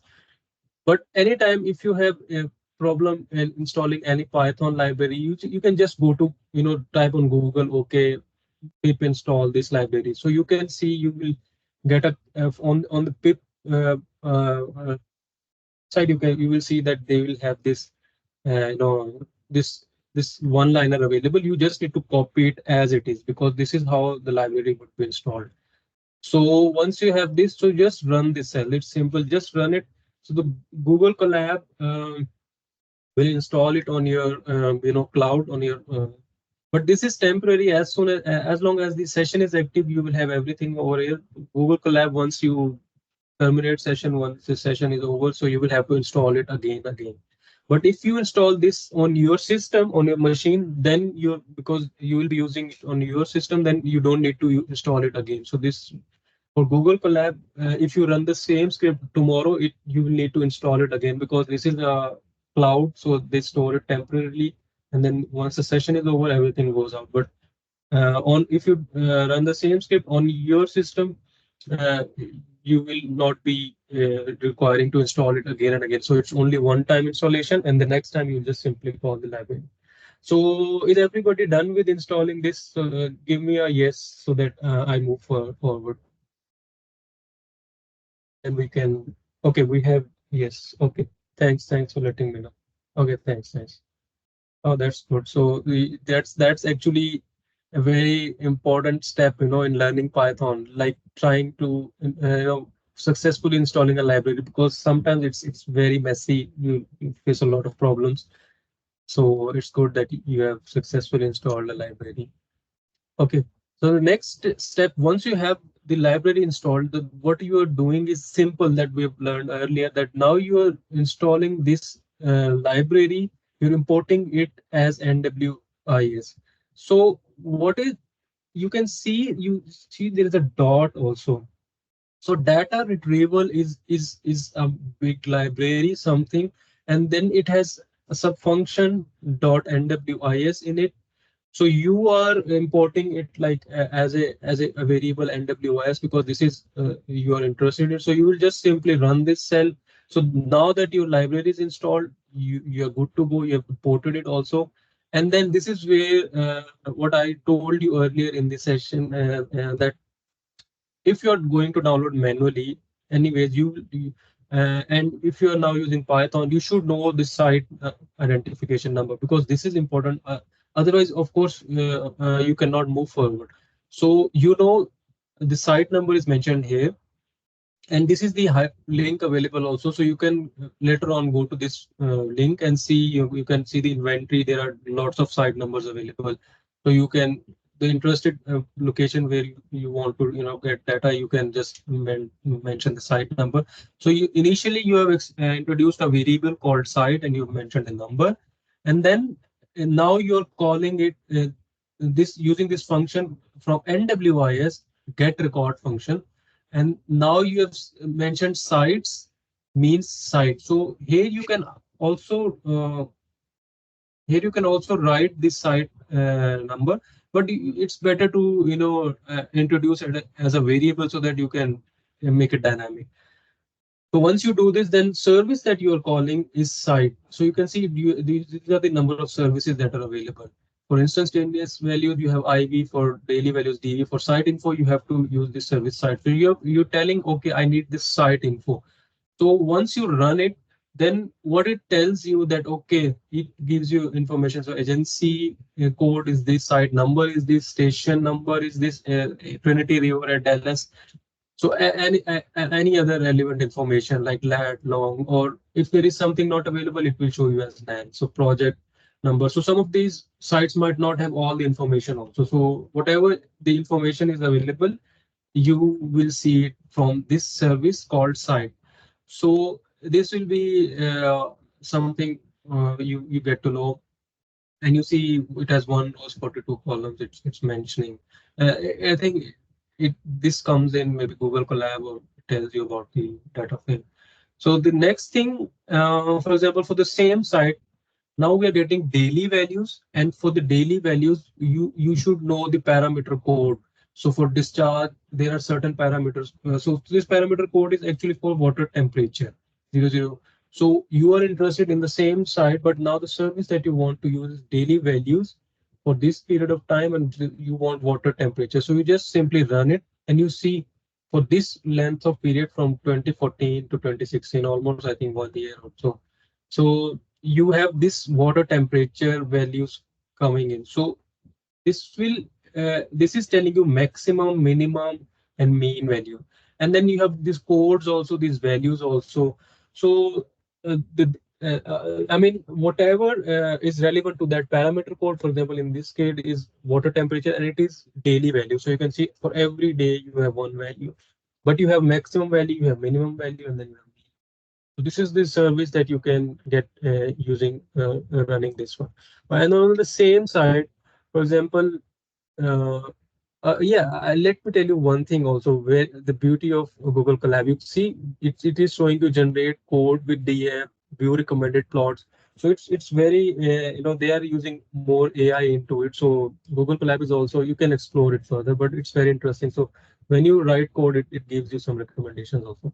So, okay, so the site, the same site. So you are now using, you want to see discharge, and you want, the parameter codes. You should know about the parameter code. And then for the same site, you keep the same script. You don't change anything other than this parameter code. Everything remains safe because you are looking into daily values. So another thing is that you can see from this column, this is added information. So this is radar based, some discharge that they have measured over there. So this could be, they might be running a project or something like this. So you can have these values, minimum, maximum, and most of the time it is in CFS, but you can go to the same, station and see the units. Most they are consistent all over. So, but just to be on the safe side, you can check it also. So again, you have everything over here, like you found like, okay, discharge variation for this period of time. The earlier one was for the temperature. Now you have discharge. So now, okay, we are now interested in getting gauge heights, and now the parameter code is 00065. And again, the service is going to be same daily value. So, but we are changing that, we are getting a different parameter. So just run this code, and then you can see, okay, now it is giving you maximum, minimum, and then mean value for this parameter code. And this is actually gauge height. So it tells you gauge height at this location, site number, and then see how interesting it is. Because, for example, at this particular location, you are only interested in gauge height. So, but if you do it manually, you'll have to go to this location, download data, select this gauge height, spend time, get an email confirmation, then get the data, and then you have the Excel file.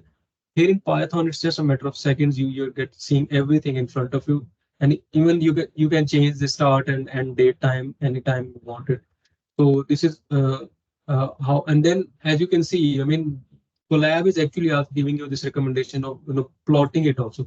But there are lot of Python libraries you can customize and you can plot these. You can see the relationship. You can analyze this data right away on your screen.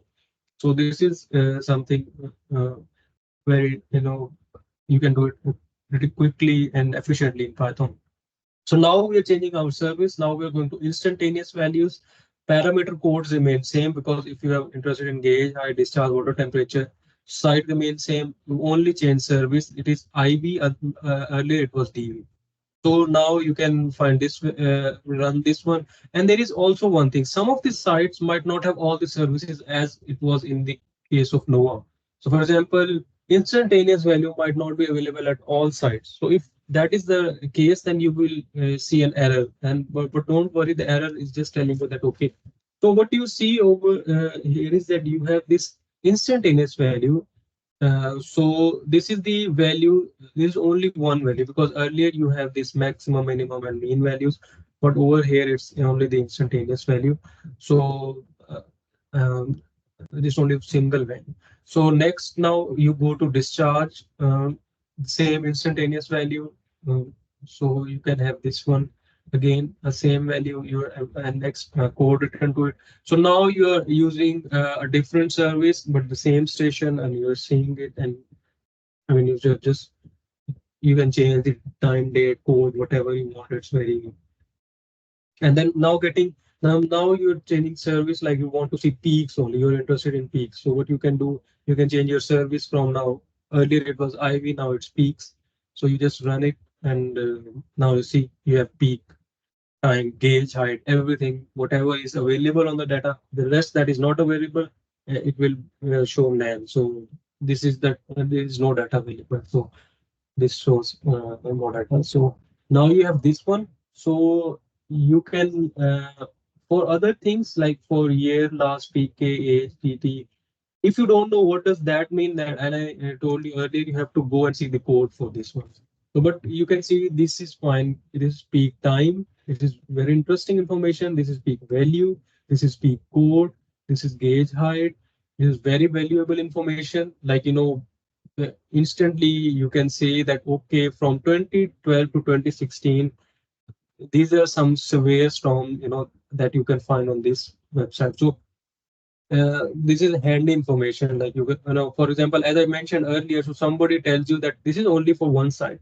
What if somebody tells you, okay, I need data for 20 sites? So if you do it manually, it will take a lot of time. But on Python, you can simply run a single loop.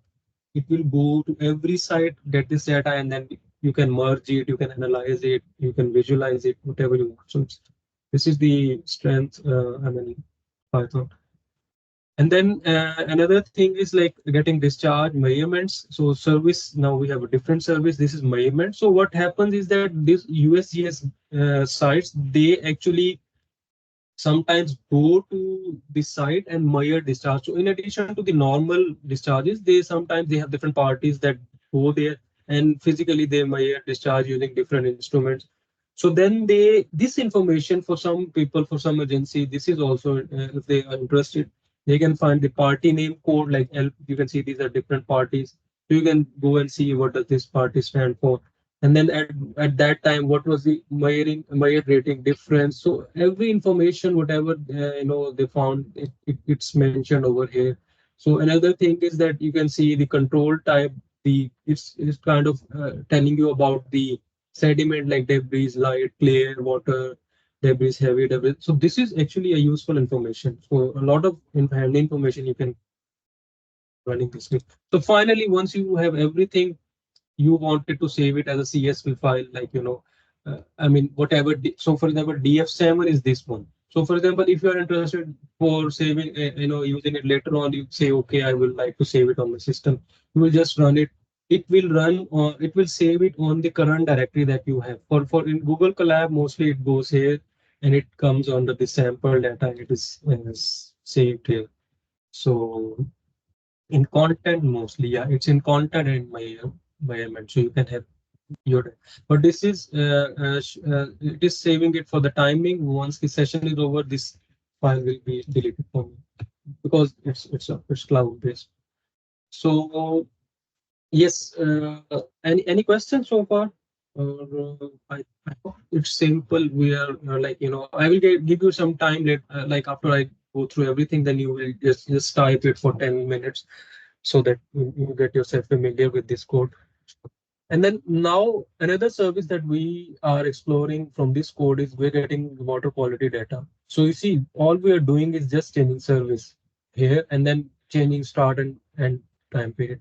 For the water quality, we don't need any parameter code because there is some standard set of information that they give you. So you run it and then you get the data, water quality data, like whatever is available on that station, P8. So this is now a code. That is what I told you, that you get this information, but to comprehend this, to understand what does this P71999 stands or whatever this stands for, you have to go to USCS codes that I showed you in the presentation, and based on those code you can understand what is this. But again, I mean, those who are interested in water quality, they can get this data and understand. This is again same. I mean, if you find it informative, you can save it in a CSV file, so it goes to your over here. You can see it's saved over here. So now, this is one thing that I told you, that now what if you want to get data from two different stations? So this is now how you can make your script. This is only one illustration. You can do it in a number of ways, but just what you have done is where you introduced a variable site1, then another variable site2. So next to it, it's commented or it's written that just to keep it easy for anyone to understand that this is Dallas, this is Houston, whatever it is. So now you are interested in this parameter code and this is discharge. So you have just sorry, is there a question? Okay. So you have this site1, site2, and then now what you're doing is that you are writing two simple, liner statement like dfn1. So this is only for site1. This is only for site2. Rest of it remains same because you want the same. So for example, once you run it and you're calling now dfn1, so you can see this is only telling you about this site one. So what was the discharge value, whatever it is. And then if you want to see DF and 2, you can run it in a separate cell, or you can, it's just telling you, it's just similar to what we learned yesterday, like print something. So instead of writing print, you can simply call the variable name and run it, so it will show you. So now we have these, things for two stations, just with one command. Now this is what it is doing is that now you are importing pandas, and then what you're doing over here is that you are now merging these two data frames. So for example, consider them as two different Excel files, CSV files. One is this one is this one. So what if you want to see both next to each other, written next to each other? So there is a function called concatenate. So what it does is that it is going to join both data frame, and then this X is one means that it is going to join them column wise. So if you run this one, so you can see when you open it now, you see both of them written next to each other. Now we have one data frame, so you can see column becomes 14. So earlier you had these 7 columns. So you have the same rows, but columns are now 14 columns. So you have everything in one data frame. So you have just concatenated it in one. But if x is equal to 0, so it will do it. So you see now your rows will become like 734.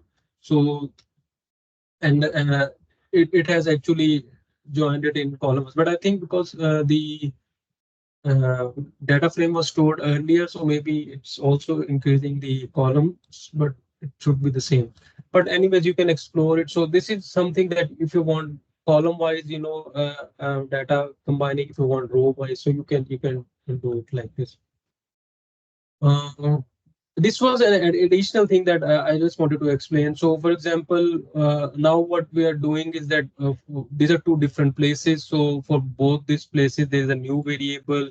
So, it has like so this statement is just doing the same thing. It's a long set of lines, but just explaining like using this date time, you are now arranging your new column, introducing a new column for all these days, and This is interesting thing. So you can see this statement over here. So it is generating the. So you are giving only two start and end dates. So you're telling it, okay, start is this, end is this, using this date time library.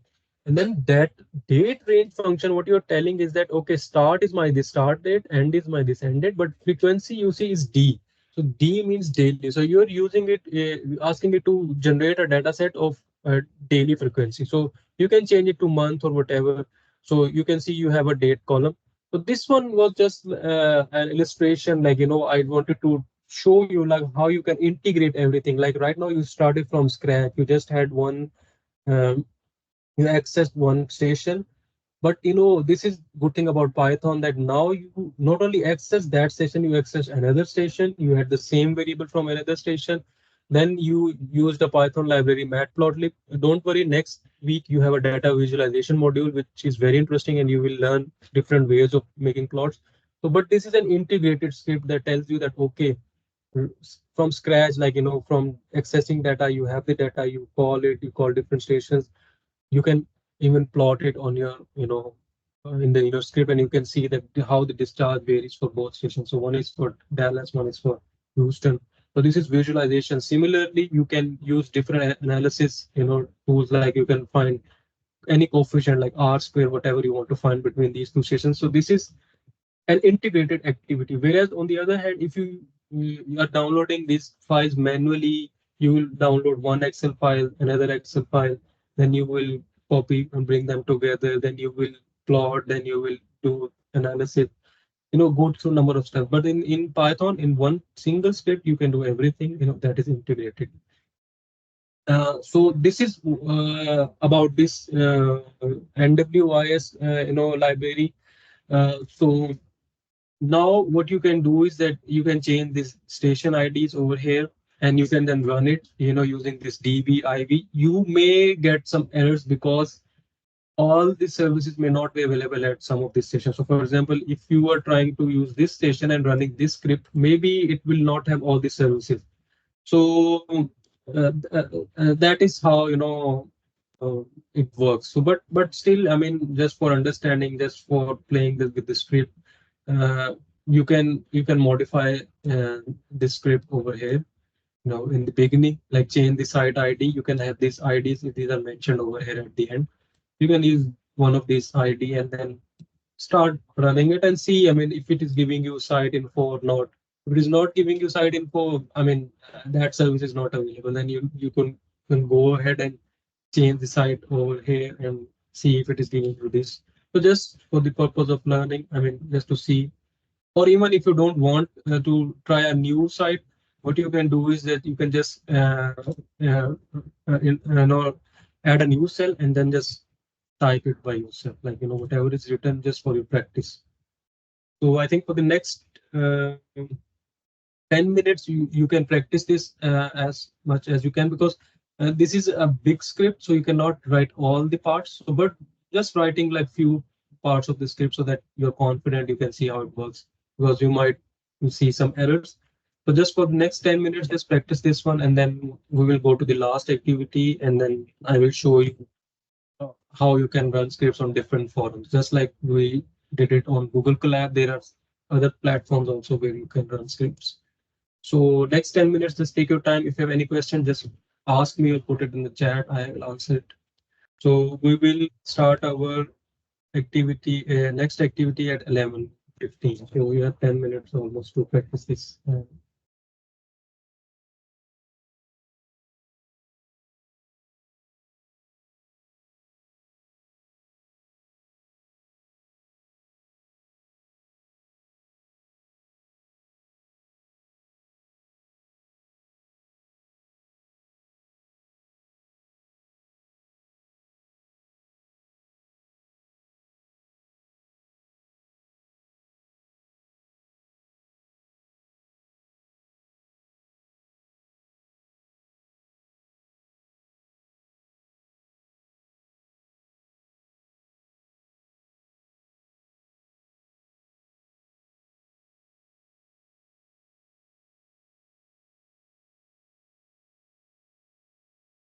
Another good thing about Google Colab is that it gives you suggestions also. For example, if one variable you have already introduced, so you can see it's giving a suggestion of all the if you want to repeat it.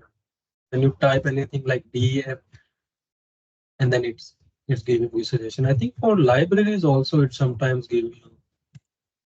Yeah, you see, now if you don't know, if you're very new, you write panda something, so it is giving you, okay, import pandas as PD, import pandas. It has some very interesting features. I want to try this one. So what is this view recommended notes? Okay, you see, this is very interesting actually. It is giving you like a lot of recommendation how you can see this, make plots. This is, I actually have not used this feature before, but it's very interesting.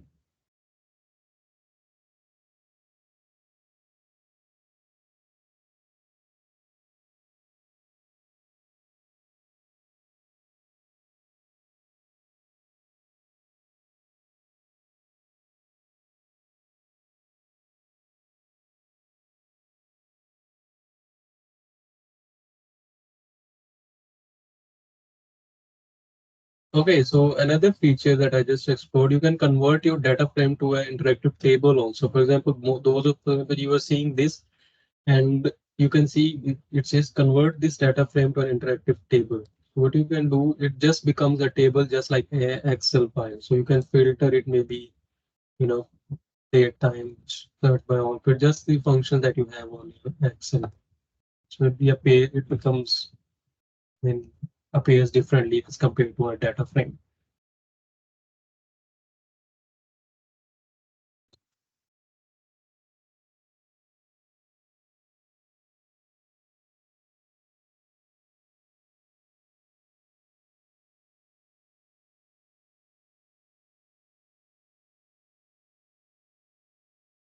So it is for Collab Pro, I think.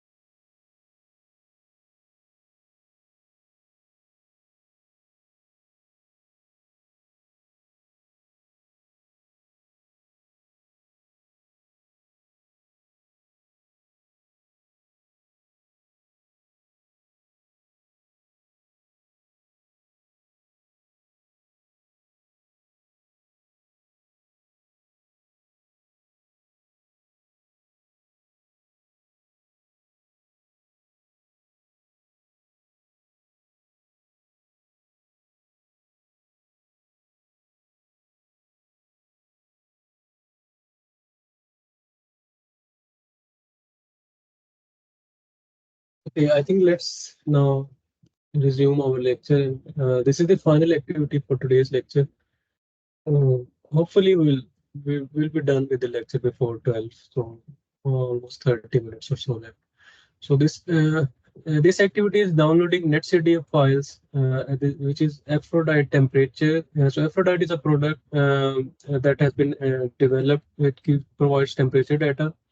The format is actually important. That's why I've included it. So the source could be different. So you can download NetCDF temperature or any other variable data from any other source, but the NetCDF file and how we can convert it to a time series. So uh, yeah, before we get started, just can anyone tell me, have you ever heard of a NetCDF file before? Like yes or no's, both are welcome. I just want to know, like, if you are familiar with NetCDF, has anyone ever used it? Like, you can say yes or no. No. Yeah, no. Okay. Oh, lots of no's. Okay. Actually, I don't have any yes. So okay.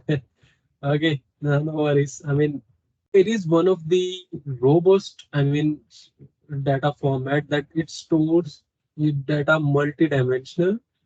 And for example, just imagine someone asks you, okay, I mean, I want temperature data at one place. So earlier activities that we have done is all were station based. For example, we were looking at Dallas, we were looking at Houston. What if someone is asking for a temperature data for entire Texas? So that means now you are going to look into data as, for example, you might see any weather report. Whenever you see, you can see they show you rainfall moving it like this. So that is actually they show you across different locations, but that could be of single time span. For example, the image that you're seeing right now over here, there are two images. So this could be like of any single time look span. For example, this could be like today's temperature value and today's pressure. But for example, if you want to see the same image like for the entire year for 365 days or 366 days, so you can see that this images become the number become more than one, like 365, 366. So if we think it like as a image or as a file, we can say, okay, we will now need to have 365 or 366 locations. But no, what NetCDF file does is that it will store all this data in one single file. So it will have 365 days of data for temperature or for pressure or any variable, and then you will be only getting one single NetCDF file. And then there are lots of Python libraries that you can use to actually explore that netcdf file. So this is the beauty of this file format, that across space, across location, and across time, everything is stored in one single file format. So this is called network common data form, so netcdf. So this is very much used in research and for other to analyze data. So I thought to tell you about this. This is only about the data that we are going to use in Aphrodite water resources. Actually, it is for the Asian countries only, but it's just for the purpose of demonstration that the main objective is to look into NetCDF file format. So this is for they provide this temperature and precipitation data for Asia and the spatial resolution. So what does spatial resolution means is that most of you might actually not know what is spatial resolution. So resolution means, so this is zero point 0.5 degree. So it's in the unit is degree, but if you convert it to any metric unit, so zero point 0.5 would be around, like 1 degree is around, I think, 100 kilometers something. So zero point 0.5 becomes almost 50 kilometers. So when someone tells you the spatial resolution is zero point 0.5 or 0.25, he is actually telling you that the value of one variable will be, for example, if it is going to be for 50 by 50 kilometer. So zero point 0.5 means that any area, any location, 50 by 50 kilometer, it will have only one value of this variable. Like in this case, we are looking into temperature. So temperature value will be only one single for 50 by 50 kilometer area. But if you go to the gauge locations for like, point locations, so in 50 by 50 kilometer temperature can vary. You can have lots of values, but then these are the drawbacks or the, some products are now coming with very high, or you can say fine spatial resolution. That means they can provide you data at, 1 kilometer some meters. So that means that they are telling you giving you one single temperature value in 1 kilometer. But this is very coarse. We can say it's very broad because it's giving you one value for 50 by 50 kilometer. But it is good to have a value instead of having no values, because there might be some locations where you don't have any measuring stations, like these are remote places. So you can then these products or this satellite. This is not a satellite product. This is actually a gate-based products, but we have lots of satellite products also. So that gives you values for those areas where there is no human access or there is no gauging station. So what does this temporal scale means? So it is daily. So that means it is giving you a value at a 50 by 50 kilometer location across the Asia, because this is for Asia. And it is giving you only one daily value. It's not hourly. So it's giving you only one value for the day. So that is what it means for spatial and for temporal resolution, because this is extensively used. And some of you who are not familiar with it, so I thought to explain. And this is just an interface of this Aphrodite water resource. So this is again, for the purpose of explaining you, like if you have to go there, download it manually. These are the steps that you have to follow. You have to go there, register yourself, and then after you are successfully registered, they will give you a ID or username, password, and then after, then you can download these netcdf files from the website. So I'm not going to show you actually, but these are all these screenshots. So for example, if you go to this link, you have this all netcdf files. These are, so this is another thing. So you see there is only one file for 1 year. So what it is doing is that for all 365 days, for the entire area, which is in this case is Asia, it is giving you one netcdf file. So it is storing everything in this one netcdf file, and then you will use different, you know, functions, libraries. In this case, we'll use Python libraries to, download, not only download this netcdf, but also to analyze, the data which is inside this netcdf file. So these are certain steps of manual downloading, and on the left side, you can see how it could be downloaded using Python. We will go through this, script. This actually, this activity, in a sense, it is very, the level of this activity is very hard. So, but please bear with me. So the purpose is just to explain it to you. So the more you're going to see, tough problem, the more, I mean, you're going to get yourself familiar with how this is done. So it is always, beneficial. So, but no, it is not expected that you're going to be, proficient in a single day. But the idea is to just make you familiar with how these multi-dimensional data sets they are handled and how you can use it later on. Because the script will be provided to you, so you can later on work with it. So this script actually tells you on the left side. So for example, if you have number of years, so you can run a for loop and you can download multiple netcdf files. And this is bulk downloading. But in as comparison to manual, you have to go click every file single. For example, you have to download 20 files, so you will need to click 20 times to download it. But in a Python, you can write a script and then you can download these files. So what is this in this netcdf file? So it is important. So using Python, what you can do is that once you have downloaded a netcdf file, you can just write a. So for example, if you introduce a variable data, and then you see that you load your file, and then with you have to first of all install this netcdf4 library.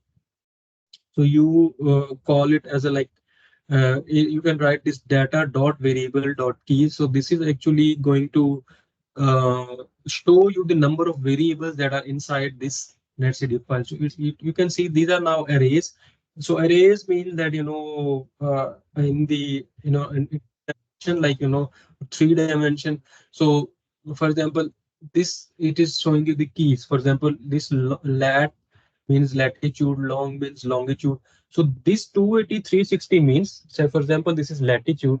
So latitude, is across from south to north. So you have this 280 latitude values, and then from longitude, it goes from east to west when on the globe. So it gives you 360. So actually, it is covering the entire location in these latitude and longitude, considering its spatial resolution of 50 kilometers. For example, if you see this image over here, so this is one grid of 50 kilometers. So that means that it has latitude of 280 latitudes and then 360 longitudes, and it is covering the location. And at each latitude, you can see we can see 280, 360 is consistent with this temperature, and this raster is actually raster. So we are interested in this temperature. So you can see 366 and then 280, 360. So 280 latitude, 360 longitude, and then this 366 is the time. So at this, for these days. So for example, time we have 366 days. So this is 2000 leap years, so 366 days. So this is a visual illustration. So for example, at one day you have one netcdf file for all the locations. For when time becomes two, so you can say t is equal to 2, another netcdf file, all of them have the temperature value stored in it. So this is how the data is actually inside the netcdf file, and then but you are only being provided one file, that which is in this case 2000.nc.netcdf file.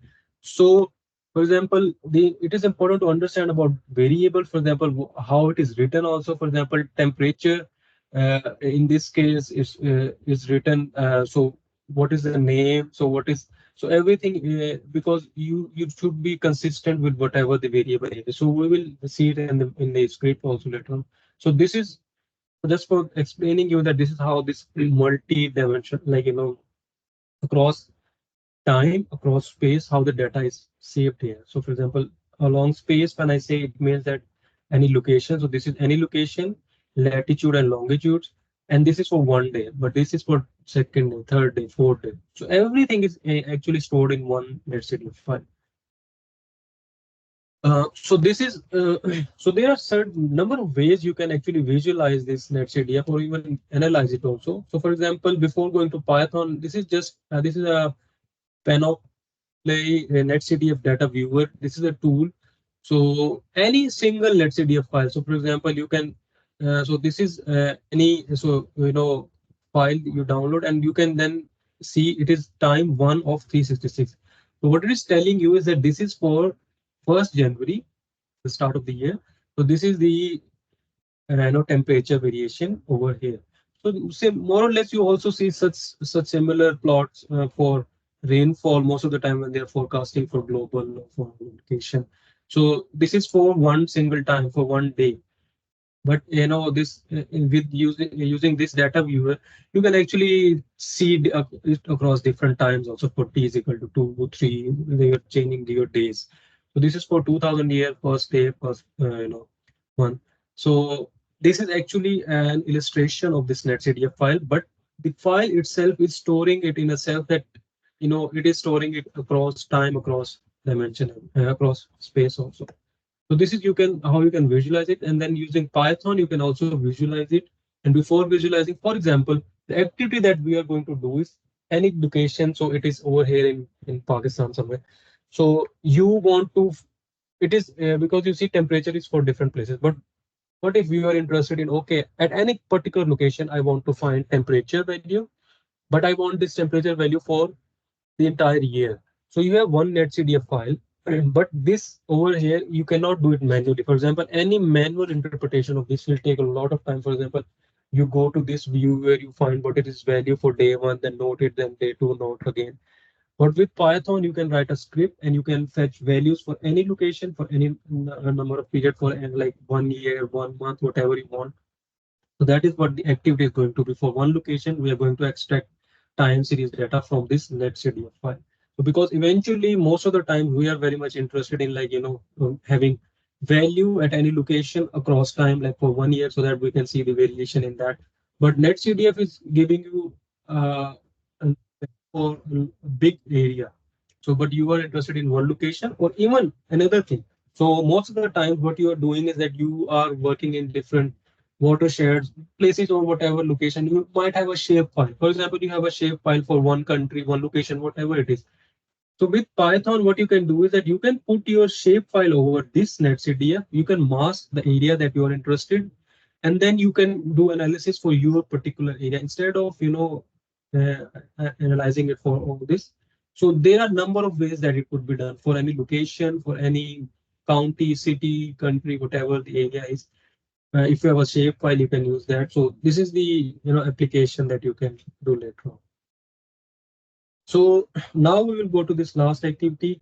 So for this activity, I will just explain it and you can exercise it later on because this activity is very difficult. So I'll just try to explain it in the best possible, simplest manner so that you understand it, and then you can exercise it, work on it later on when you want to see how this works. So now you go to your my GeoHub, and you will see this activity 3 netcd of Aphrodite. You just launch it, but before launching it, just make sure you close the earlier activities. So we are going to use it on my GeoHub because I think it's going to work too.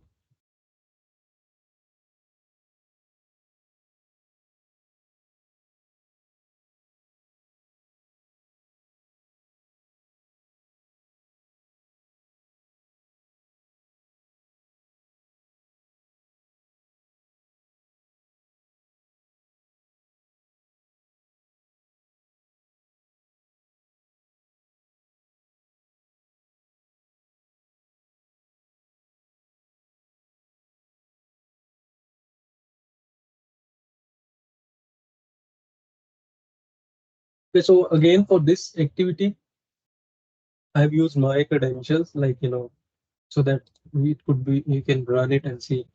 So as explained earlier, the first step is simple, calling all the required libraries. You can whatever is required, you can call them. So this OS is actually another library, operating system library.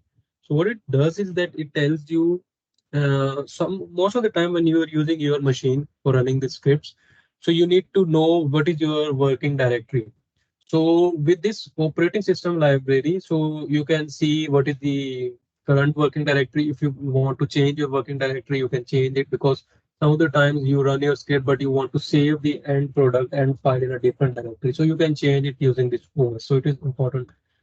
So this second step is that using username and password that was provided for this website. Third one is just I'm just running this just for the sake of illustration that you can see. Okay, this is the current working directory. CWD means current working directory. Get CWD, so get current working directory. This is directory.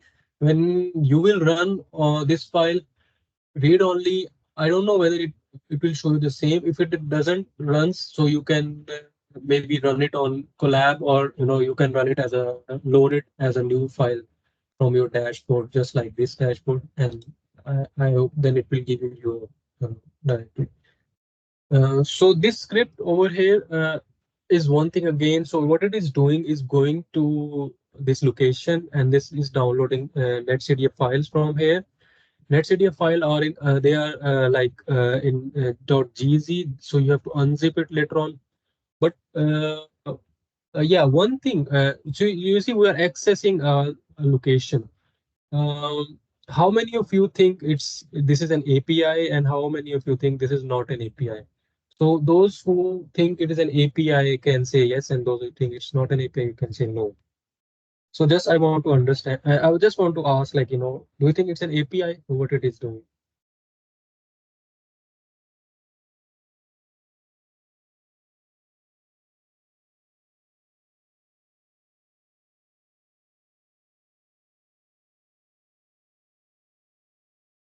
Any other? Anyone else like API? Yes or no?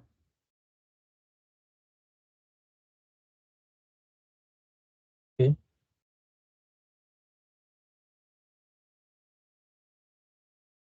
Okay. So we have yes, and then we have no. Okay. Two yes, two no.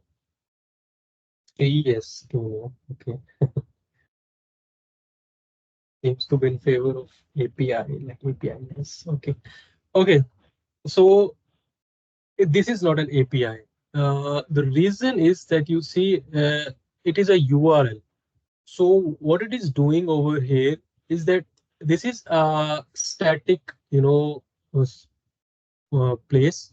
It is only going to that, particular file, and it is only picking that one single, netcdf file. It is not dynamic in a sense that it is not giving you any leverage to, do other than downloading this file.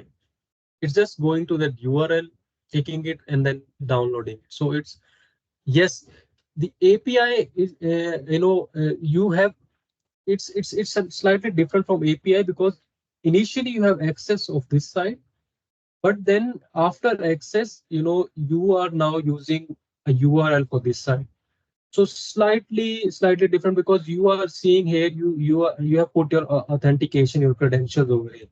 API, on the other hand, is a slight difference. That API is dynamic. So in a sense that once you have that API token with you, so you can simply give any commands, okay, I want this data, I want this data, I want to change this year.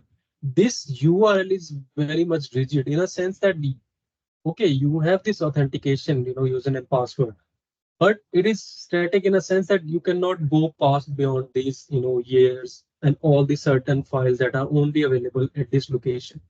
So you are accessing it using the credential that they have given it to you, but then you are only able to, because if something changes over here, you change your URL all the time. But with API, it's more dynamic in a sense that you go there, you reduce the time period, reduce the number of data types, variables that you're interested in. So there's a slight difference between these two, but nothing to worry. It's just, just for the sake of explanation. So overall, quickly, what it is doing is that it is going to this place, this URL, and then it's only downloading this file.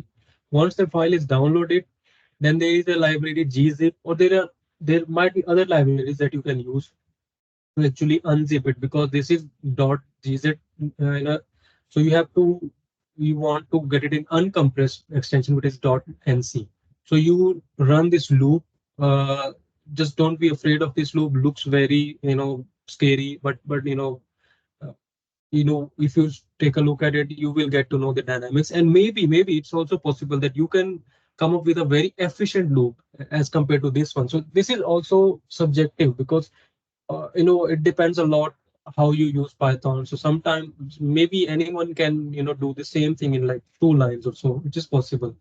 But it depends. If you are getting the final product, so you are unzip with this command, you're unzipping this, and We're then back to assuming these are like infinite impedance inputs. Sorry. Yeah, like we. I think okay. Okay. So now next part is now you have these files unzipped. So now they are in, because uncompressed version is not .nc netcdf. So now you are importing. So now you are reading netcdf file. For reading netcdf file, you have to have this library netcdf4. And from this netcdf file, you're importing only this dataset function so that you can load this netcdf file. Once you load it, then you can see the variable keys. So you can see this longitude, latitude, time, T average, and everything. So T average is the average temperature daily. So this is important because most of the times when you will go in detail, so you should know what exactly is the name of the variable that is mentioned in the netcdf file, because if it is TAVE written, so when you are going to use the scripts next time, you cannot write it TAVE1 or something else, because then your script will not be able to retrieve the data from that CDF. So this is very important, like use the same name and whatever it is written. So, and then what it is doing is that it is now reading the data as a whole. It is telling you, okay, this is the title of the file, Afro daily temperature with this 0.25 grids, dimension, like as I explained earlier, latitude, longitude, latitude, and time, 366 days. And then you can go further into every variable also. So for example, you can go to slat variable, you can see I want to read this, what it is inside. So it is telling you its name is latitude, units degree north, shape is 280 latitude, Similar goes for longitude. So you are now reading this actually an HCDF file using Python. And then same for the time. So you have 366 days. And then units is mentioned minutes since this. So this is the first day, and this everything is mentioned. And then now it is the daily mean temperature, which is the actual variable that you are interested in. The shape 366 days and across 280 latitude and 360 longitude. So across the places. So now what it is doing over here is that now you are calling these was latitude and longitude. You are making a data frame in a sense that you are making an array that you want to store everything, all the lat long in a variable, so that after that you run your script and you get the any uh, temperature value at any location, because every latitude and longitude representing a location. So what you are doing is that you use the data dot variables, and you can see one thing that is written just next to it. So it was also taught yesterday about slicing. So we are not slicing it. We're just using columns, so that it is going to take all the values. So if you want to slice it for any particular area, you will mention those from here to here in the latitude and from longitude. But as of now, we are going to see the all latitude and longitude for the all location. So once you will do it, so for example, over here you can see latitude array. It's giving all latitude values. Then again, longitude array, it's giving all the values. So now we have to find the time series of temperature at a point of interest. So this is actually something. For example, someone you say, okay, my location of interest is has latitude this, has longitude this, but you can see over this array there are a number of latitude and longitude. So then there is another challenge that you actually want to retrieve the temperature value for one particular location. So how do we do it? Again, there are a number of ways, but the strategy that has been adopted over here is that you are going to subtract this particular value from all these latitude, longitude, and then you scale the difference, so that you reach to a point where you have the minimum, difference. So that tells you that, okay, this is the latitude, this is the longitude. So what you do is that you make diff latitude, variable diff longitude. So these are two arrays. So it's differentiating for latitude, and then similarly for longitude. So now there is another function that comes from numpy, that is r minimum, that actually tells you that, okay, you want to find that location where your uh, difference was minimum. So that tells you that this is your actual area of interest. So using this r minimum, you can find this minimum index latitude longitude. So you can find now, okay, so this is indexing. It's telling you the minimum index latitude is this 94. This is minimum index longitude 52 from this diff lat and diff long array. So now okay, you have this, this is your index, but it is not, you have not reached to the solution. So you have to find it. So from data, this is again the same thing, exploring your T average value. And then now what you can do is that, for example, you have to create, you want to get a time series data for this location for 1 year. So there are a number of ways, but what has been adopted over here is that if you see the units of T average temperature, so it's mentioned like, so earlier, no, not here. Yeah, over here. So it says for time units, so it says minutes since 2008, 11. So what we are doing here is that we want to make a data frame just similar to the previous exercise. We had this column like date and then this temperature or precipitation. We are calling like, okay, we want data dot variables from time dot units 14 to 24. So this is indexing. So what it is doing, I'll explain it.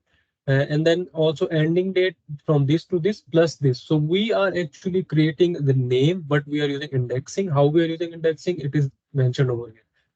For example, we see the units, it mentioned was minutes since 2008, this like this, but we are only calling index 14 to 24 because we want to name it like this.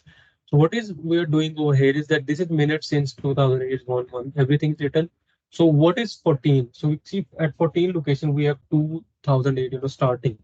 So we want to make it look like 2008 0101 and only up to this one. So we are only slicing this part from the index so that our start days become this. For end date, we are adding 1231 because for the last day we want to mention it. So this is something that uh, there are a lot of other ways. We could have either created a simple in the previous activity I showed you from date time library. You can give a start date, end date, and then tell it to okay make a column of date. That is possible. But this is another way. You could say there are a number of ways. This is complicated, but you can use it also. So once you have this ending date, starting dates, and then you use this range pandas, you use this function, you have all the date ranges. Eventually, you have all the dates over here, and now you introduced a column temperature, but you see you don't. You have a column with all the temperature values. So now here, what it is doing is there's another complicated way of doing it. So from DT, you're using NumPy library to arrange time from 1 to 366 because you are actually interested in getting temperature value at for all the days at one location. So what it is doing is that for time index 0, so ilog is actually another function that it locates your value based on index. So for example, df ilog time index is 0. So what it is going to do is it will go to this temp and then it will go to locate this time index which is 0 and then minimum and maximum because this is your location now. So at 0 location, at 0 index, your what was temperature value of your interested. So you can see it is giving you temperature 9, name was also like, and then at the second index Z1, it is going to give you for the second day, for 2 it is going to go for the third day, but this is just and then you can simply make a loop at the end using all these for scripts, locate ilog function. So this is very handy, it's very useful that you will eventually end up using this ilog function. So now we have just arranged from 1 to like whatever days we have, and then eventually once we run this script we have the final time series data at this location where we're interested. And finally, we can save it using this df to CSV function. So this is going to save the final temperature value. I know it is very hard, for beginner level, even at intermediate level, this sort of script is very hard. But eventually, you can see that we started from nowhere, we ended up in getting temperature value of one location. So this is the quality of a netcdf file. So you can modify it for shape files also. So you can get this temperature value across multiple locations in a shape file. So this is a robust way of doing it. So I thought to just add it in the activity so that you should be familiar with the type of file, like type of format at netcdf. But yeah, I feel it's very hard activity, but still the difficulty level is very hard. But still, I mean, it will help you eventually. So now we have, I think, all the activities done. Just last 5-10 minutes. So if there is any question, you can put it in the chat box. Otherwise, I will just go and tell you how to run the scripts on using platforms, and then we'll finish the lecture. So I'm seeing the chat. If you have any question, you can put it in the chat also. So now we are done with all the activities. So you can later on, if you want, this activity is available. You can try it by yourself. If this will be interesting. It is available over here because you are enrolled. You can access it anytime in the future. So what are the different platforms to run these Python scripts? So there are different ways. Right now we are using MyGeoHub. This is a platform that is offered by Purdue University. We're using it, but you can use different other platforms. For example, Anaconda. Anaconda is also a forum where it has its own environment. It has its own way of installing libraries, and this and that also offers you, like you can run scripts using Jupyter Notebook, or there is another IDE called Spider. So first I will just show you what is Anaconda and how we can use it. So for example, this is already installed on my system. This is Anaconda Navigator. So it gives you different IDEs. For example, you can see this is Jupyter Notebook. this is Spider. There are others also like PyCharm, lots of others. So all of them are actually there. You can use them to run your Python script. But the good thing about Anaconda is that, for example, you can see environments and it is written base. What it is doing that when you start using Python, then you might also face this problem that sometimes if you are using Anaconda, some libraries are not compatible with some versions of Python. So for example, hypothetically, netcdf is a library and you are using the latest version of Python, but that library is not compatible with that version. So if you try to install it, you can, there are lots of way of installing. For example, you can go over here, you can search netcdf or whatever, file you want to search, xarray, maybe it is over here. So we have to go to all. So you see X, I'm seeing X. I want to, for example, install this xarray. It's not uninstalled right now. So if I try installing it from this base, environment, I might not be able to install it. I might have some errors. So what is the alternative? You can create a new environment. For example, you can downgrade your Python version. For example, you can see I have created a Python 3.7 environment.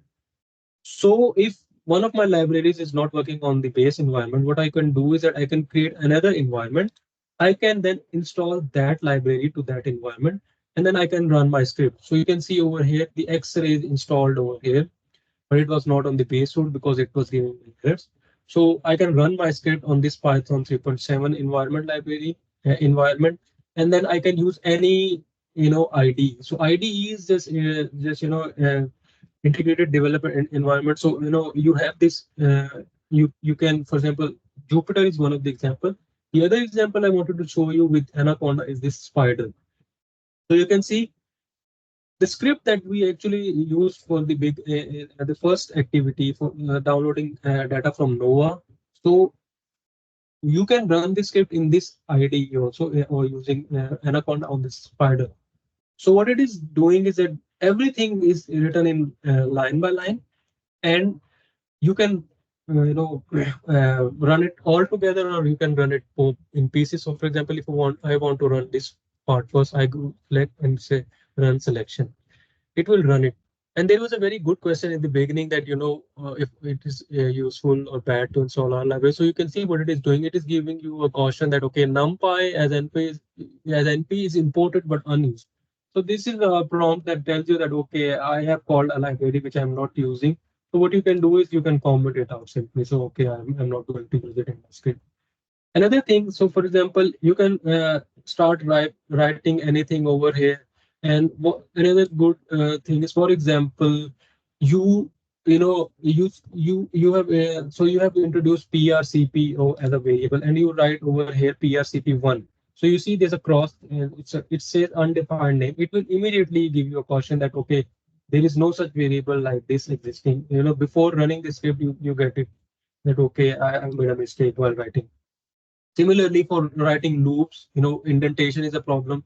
If in the loop, you're not following indentation, it will give you an error like this that you can resolve instantly. So if I run it all together, so I have this, run file command. So this is going to run all the file completely.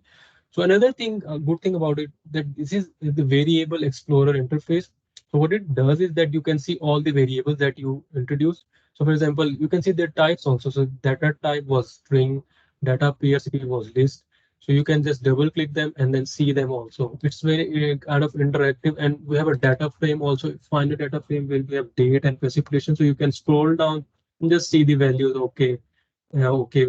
And then this color also explains you like from low to high. These are color ranges. So it's like it's a different way of using the same script in a different IDE. So I prefer using Spider most of the time. Sometimes I also use Jupyter, but there are a number of ways. Sometimes I use Google Colab, Jupyter. So you can use any of them. So this one Spider is from the Anaconda. So if you are interested, you can download Anaconda, and then you can use this. There is a lot of help available online. If there is anything for us, you can also let me or we can help you. And the other thing is like another platform is you can also write the script from your Windows command prompt. So how it works is, for example, let me show you. So you can see I uh, uh, have this file data access, and the extension is .py. It's a Python file. So if I show you, yeah, I open this. You can open it as a notebook also. So it's the same Nova script. Everything is written over here. All this, and you can also run it using your command prompt. So you can just write cmd and then just go and run it as an administrator. And over here, what you have to do is that actually you can run it using the Python that is installed on your system. But in order to run this script, it should be available in the current directory. So the current directory is C Windows System 32, but my file is placed in this directory. So what I will do is that I will change my directory. So then I will go and I will run it. So once I've reached to the directory where my Python file is placed. So what I will do is I will only, just because Python is already installed, I will write Python data access and .py, because this file is in Python extension. It is not IPYNB, because Jupyter files have different extensions. So I will just run this one, and you can see I've done it, and it has created the the end product was getting the file. So you can see it's already over there. So it has you know I, so you just take a look, a file will be created. So it has given you the end product, but this is kind of a black box. It is working and it is giving you the final product. It's not interactive just like Spider or just like Jupyter, but this is a way of doing sometimes, because mostly when I'm using like machine learning or other things. And another thing is that over here, whenever you will install a library, you will install it using pip. So there are two different ways of installing libraries. With Anaconda, you have to install libraries stating conda and then install library. With pip, with the Windows, you install it using pip, like pip install netcdf or whatever. So this is another problem. Sometimes some libraries you cannot, you are struggling to install it on Anaconda. You can install it on pip. So you can use this command prompt also. This is also useful sometimes. So you can use it. And another last one is Google Colab. I think you are already aware because we have just used it in our practice today. Google Colab is also a forum. It's just like a Jupyter notebook. You can just download it.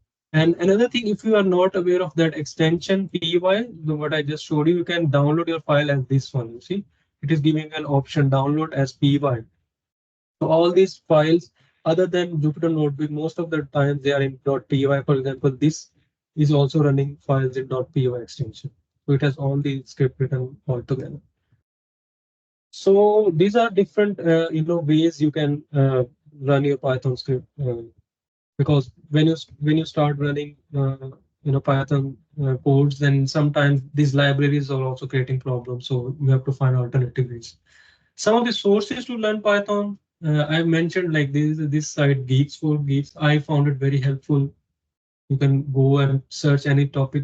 Right now it's mentioned that for the machine learning, but there are lots of topics you can go, and then and they have these codes also given next, and you can run those codes within the website. And then this W3 school. It is also very good. You can, if you are starting Python from scratch, you can go there and just start from scratch, write small pieces of code. Also very helpful. Lots of YouTube tutorials are available, but the one that I recommend or I use was, the link is given. There's a guy named Mosh, I think. So it has, this tutorial is almost 7 hours long. But if you work on it, it will really help you in understanding Python. It's also a free source. Yeah. And the last and the most important thing is that you should practice by yourself. So the way you can learn Python based on my experience is that you start using it. Find a problem. So for example, find any day-to-day basis, activity that you are using Excel to solve any problem. Just for a minute, you say that, okay, now I'm going to use Python to do the same activity. Once you have a problem where you start using Python to resolve it, then this is the actually the most efficient, best way to learn Python, and then you will see how it works. So I think that's all for today. So there is there are any questions, anything, just let me know. Or even any question that comes later on, you can ask me. You're more than welcome.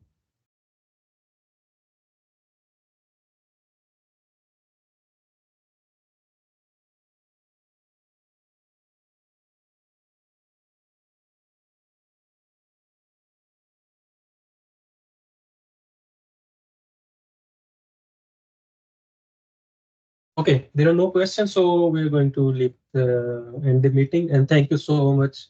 See you tomorrow. Thank you.